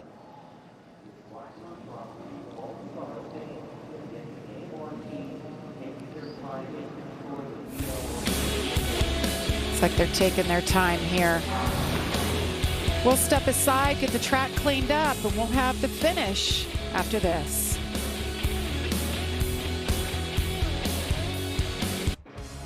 Welcome back to Phoenix Raceway, where we're under red for the first time this evening. 4 cars involved, and when we went to break, DL Wilson was very ginger in getting out of that race car, but he was able to walk down. The AMR officials on either side, so he'll go to the infield care center and get checked out. But all of the drivers did walk away. Let's get an update with Heather. And Jamie, I'm here now in the pit box for the 41 of Tyler Reif and his crew chief, Tony Jackson. So Tony, Tyler's been talking a lot on the radio, but what kind of advice are you giving him here as we go into overtime? I'm just telling him to use his head like he has been the whole race and be calm and let's bring it home in one piece, you know. That's it. The kid is pretty smart, if you've seen. That's about all we need to tell that kid, you know. He did say just a moment ago, you guys are kind of crickets down there. Do you have nerves? So are you nervous? Because he said he doesn't have any nerves at this point. Tyler said has some nerves? I don't know, let's go on the radio and ask him. I'm not nervous. I just want to go to IHOP tonight because that's where he wants to go. IHOP? Yes, IHOP. All right, Jamie. Well, it's good. He's a good, calm kid. You'll find out. All right. Well, it sounds like the celebration's going to be at IHOP tonight. So Austin Cindric is in the booth. He likes pizza, but we'll find out right now if he'll join you at IHOP if you guys make it into Victory Lane. Pizza? That sounds like a deal there. You better show up. Pizza, pancakes, whatever it takes. If you win, I'm coming to IHOP. Hey, and he said that they will buy Austin. So Oh, that's even better. I'm in. That's even better. I'm in. What Free do you do IHOP. when you win a race at 15, you go to IHOP Yeah, and you absolutely. just, if you showed up there, he would be floored. Just take a picture, okay? We want to see the proof. Win the race. I'm there. Okay. Yeah, done. I like it. I like free food. I like pancakes. It's becoming I'm a theme, hungry. isn't it, Phil? Yes. I haven't eaten since lunchtime. Yes, you've had a busy day. 8:30 local. So did you fly in today? No, we've been here since yesterday. So. Okay. Where did you go after you won the Daytona 500? We took the trophy and everything to Steak and Shake. Shut down the Steak and Shake in Daytona Beach, Florida. So I can understand some good comfort food, some good fatty food after a hard day's work. Yeah. Did you take the trophy? Oh yeah, we took the trophy and everything. Absolutely. Closed it down. Yeah. Didn't you? Signed all their aprons. Did you really? Oh yeah. Didn't you put your trophy like sleeping next to you? You took a picture of it? I slept next to the trophy. Yeah, I mean, I didn't sleep much that night. I probably slept 2-3 hours after the 500, but I love what this is becoming as drivers win. Any race, really. It's like Waffle House or IHOP or you name it. And then all the fans that are there. I mean, what a show for them. yeah, well, it was actually after Steak and Shake had closed down. So we kind of paid them some extra cash. Said, hey, can you stay open for a little bit? And Sign the aprons. How fun is definitely that? Definitely All right. the catalyst to a good night. Well, you heard it here. If Tyler Reif wins this thing, you know where Austin's going tonight for dinner. Yeah, we're talking so much about it. Let's relive it. God, it feels like so long ago. But yeah, that's the best moment of my life right there. Boom. Daytona 500. Got to talk to Jamie down there. Let's do that again on Sunday. There's the trophy. That went to Steak and Shake a couple hours after. I And you slept with it. And you slept with it. A few more. Yeah, it was. Then you had to special. Then you had to give him your car the next morning, didn't you? I had to give him the car. Got the car back after the start of this year. But yeah, I want to win another race again. That was so fun. It's been since then. It's actually like a motivator seeing that because it's also a reminder that I haven't won a race since last year's Daytona 500. So. But it's also a reminder you can do it, and you happen to win the biggest race there is. It is also a reminder that I won the Daytona 500. Right. So. That was so good fun. stuff. Those moments are the best. Getting to be there and interview somebody, you're out of your mind. The biggest moment, and you just don't know what to say. It's just raw emotion. There's just like nothing seeing like it. Greg Van Alst's interview after the Daytona ARCA race. Yeah. Gosh, that was awesome. Mm-hmm. So good. Seeing love tears. social media, everybody talking about it. I mean, it's just one of those things that racing is such an interesting community because everybody knows everybody. We talked about tonight. We got Ron Hornaday talking about how Jesse Love's family knows Jeff Gordon. It's such a community that people all know and care about each other and understand what's going on, understand the struggles, and when it goes right for somebody, you very rarely don't get to see that emotion because it is that much to make it all happen. Well, you hear about those wins that are just extra special. It's a popular win where everybody comes out of the woodwork to say congrats. And that's special. All right, we continue here under red, but stick with us. We are going to crown a winner shortly. We'll be back. Beautiful evening here in Phoenix, Arizona. We're glad you're with us. It's ARCA Menards Series Racing, race number 2 on the season. Well, we've talked a lot about William Sawalich making his first career start here in the ARCA Series. Let's get to know him a little bit.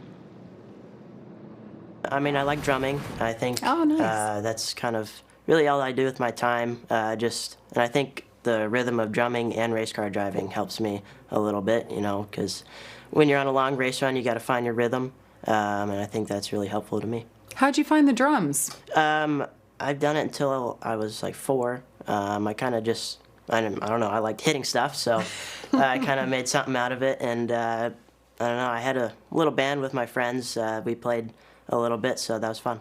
That's really cool. You know, Bubba plays the drums. Have you met Bubba before? I have not. I'd love to talk to him about drums. You guys should, that'd be awesome. A jam band. I got somebody else that can join the band. Austin Cindric. Hey, take your tuba to IHOP if you can win this race.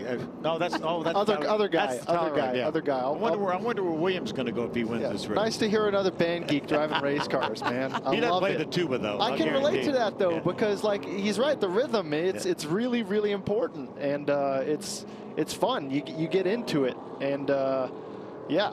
I love that it's not as lame as talking about playing the tuba. Everyone likes the drums. You can play the drums in a rock band, but did you do the marching band as well?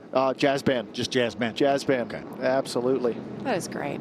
I love when race car drivers have something of interest outside of racing. Because we're so uninteresting, aren't we, Jamie? No, but you're very interesting in the race car, but outside, not always, Austin. It's called stories. I have no life skills outside of a racetrack, so don't even start. Well, you can play the tuba. That's interesting. You're getting pretty good at TV. Got that skill set going. I got to get better at driving race cars. Always. You're there. Always. You're there. Yeah. But that's cool. So now you know a little bit more about William Sawalich, the 16-year-old. Plays the drums. From Minnesota. From Minnesota. Made the move to North Carolina, as you mentioned earlier. His family will run the full East schedule this year.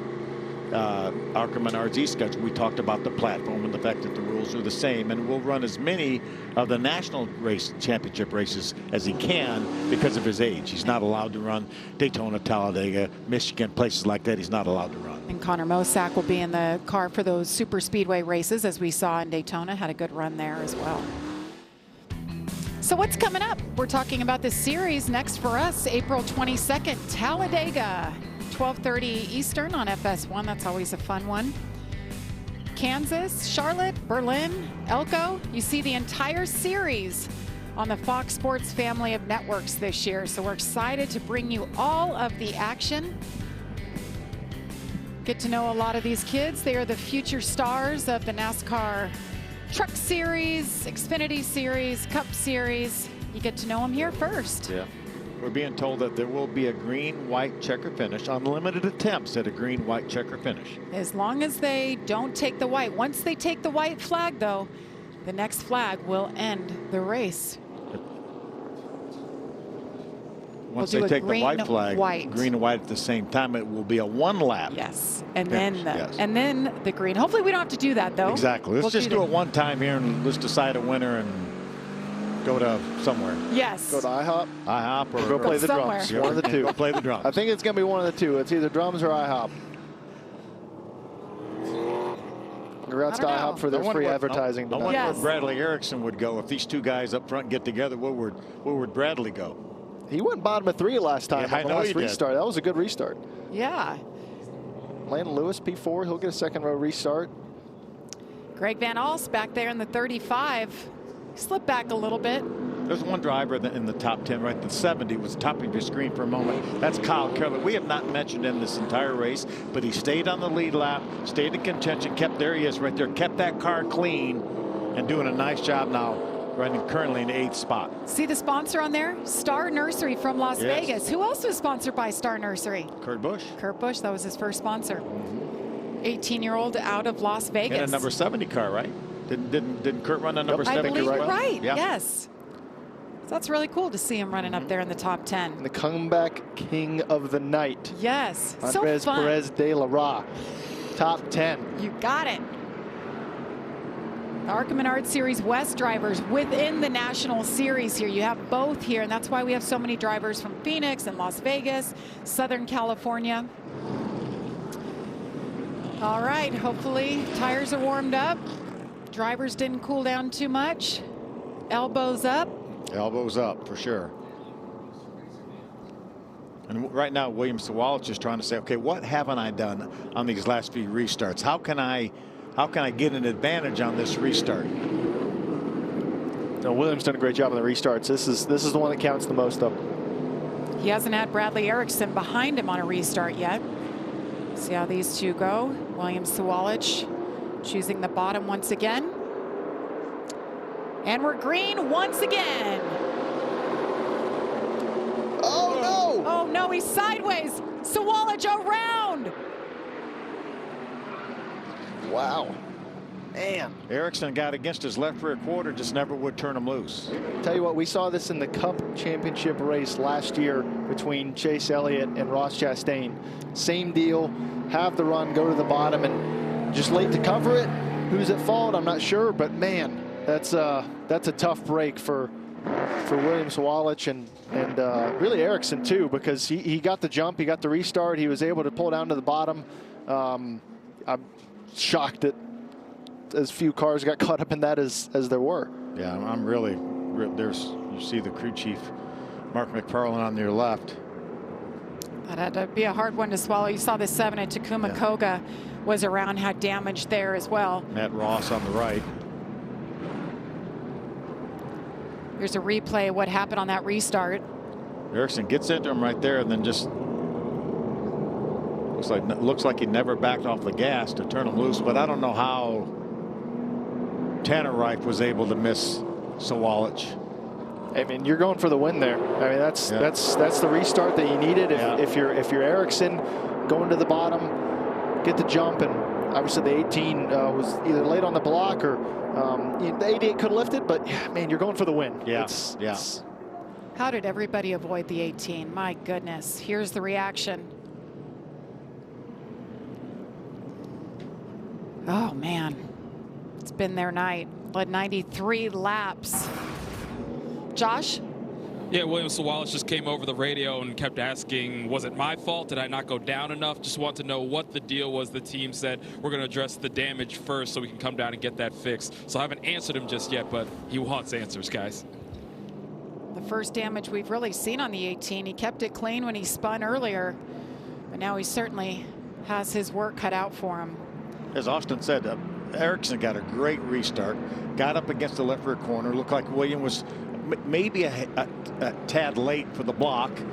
He could have been down a little bit lower, but that's a tough break. He's obviously cautions breed cautions. We say it all the time, and it's certainly the case. And you have a lot of teenagers trying to get their first win on a big stage, and you got two more enter the stage. You got Tyler Reif and Landon Lewis, two young guys, and another restart. Tyler Reif must just be beside himself. I can't believe that just happened. That was the car to beat right there, but now he's got new company. You know what can Landon Lewis do here? And we talked about his mentor, Ron Hornaday Jr. Nobody any better on restarts in our sport than Ron Hornaday Jr. Let's get an update from Heather. Well, Jamie, I'm just getting an update now from the crew chief of the 41, Tony Jackson. He said, now watch this restart, because there's some history here between Tyler Reif and Landon Lewis. These guys raced legends against each other in Vegas on the road course 4 different weekends, and every single race they got into it with each other. So this could get a little bit spicy here on this restart, guys. Little insider info, I like it. Wow. Tell you what, if I brought every grudge from Legends Car Racing to me, that'd be make for a long weekend. The percentage of me having to go to IHOP has gone up significantly in the last 10 minutes. It's going to make an even better story. It's looking for a great restart from one of these guys. Great opportunity. Those of you watching at home, you can't look away now. We need to know who wins this. Yeah, let's have a clean one. Let's just have a clean finish here. Tyler Reif, the control car in the 41. Already rubbing doors here. Oh, Landon Lewis. I don't know what happened there on the restart, but Landon Lewis to the point in the 17 right off the bat, but did he jump the start? I think, you have to be the guy that launches first. Obviously the 41 was the control car. He has to launch first. He obviously did not do that. So now it's I think the race is between the 41 and the 88. Now the 41 of Reif gets underneath Erickson. I think this could be the race for the win. We're here now. The restart was good. White flag is in the air. Landon Lewis in the 17 leads him. Tyler Reif in the 41. Can he catch him? I think he's going to get to his back bumper. Landon Lewis leading for the first time at Phoenix. To the inside, Tyler Reif side by side into turn 3. Tyler Reif for the pass. He leads him going through turn number 4. Will he hang on to it? Checkered flag is out. Tyler Reif wins it. How about that? What a comeback. Wow. What a last lap for him. There's a lot that just happened there. Yeah. Undoubtedly, the ARCA official said, okay, well, the 41 maybe slowed down even more once he got in the restart zone. But we're hearing from the ARCA officials that the restart was good. Wow. How about that? I mean, with or without it, Tyler went out and won the race. Absolutely. That was an amazing last lap by this young man. He wasn't going to leave in anybody's hands other than his own. Wow.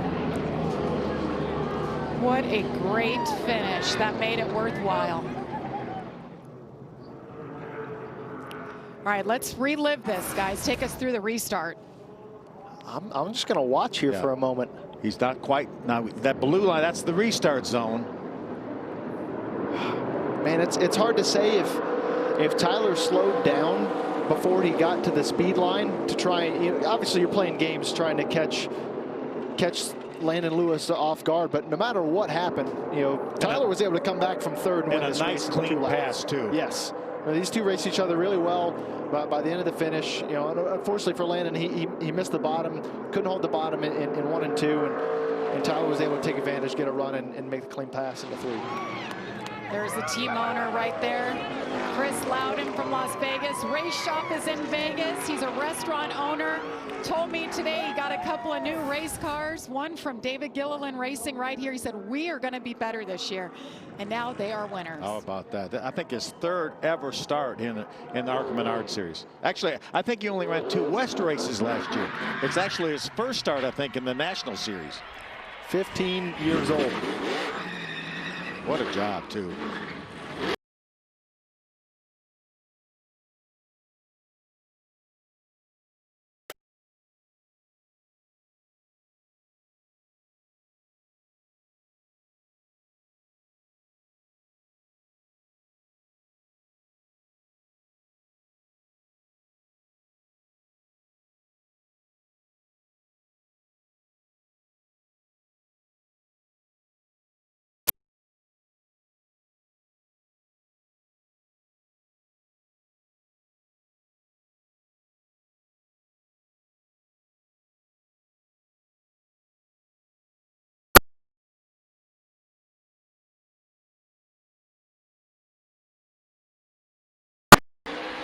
I wonder how many burnouts he's actually had to do.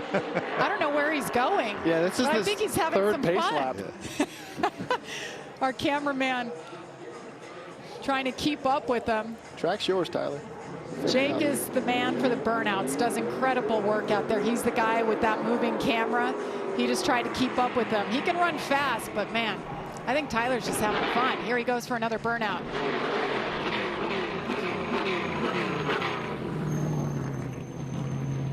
Oh, he's going to park it. What a job. What a job that young man did. I can't wait to see his helmet come off and show everybody this hair that we have talked about. His personality is big. His hair is big.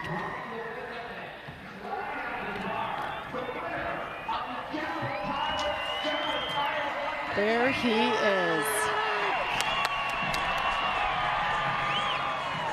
Like with the emotion of the winner, you could hear him yelling from inside his helmet. Tyler Reif representing Henderson, Nevada, right outside of Las Vegas. There's the hair. That hair. And that smile. Josh Sims, you're with our winner. Yeah, here with Tyler Reif, tonight's winner. Talk to me about that final restart and then most importantly, what this win means. I mean, I thought we had a restart box, but I guess it means second place go when you hit the line. So should have called that back, but that's racing. I mean, got racing an incident, lap 10, got turned, no big deal. Kept our heads straight, fought back to the lead. This team is so good to get this car hooked up, and like, happy is just no word to describe this. Congratulations, Tyler. So good. Noah Gregson coached him a little bit today.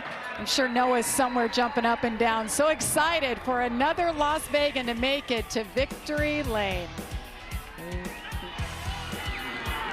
We'll wrap things up here. Next ARCA race on FS1 Saturday, the 22nd from Talladega. Congratulations, Tyler Reif. What a night it was for this 15-year-old. For all of us here at Fox Sports, thanks for watching.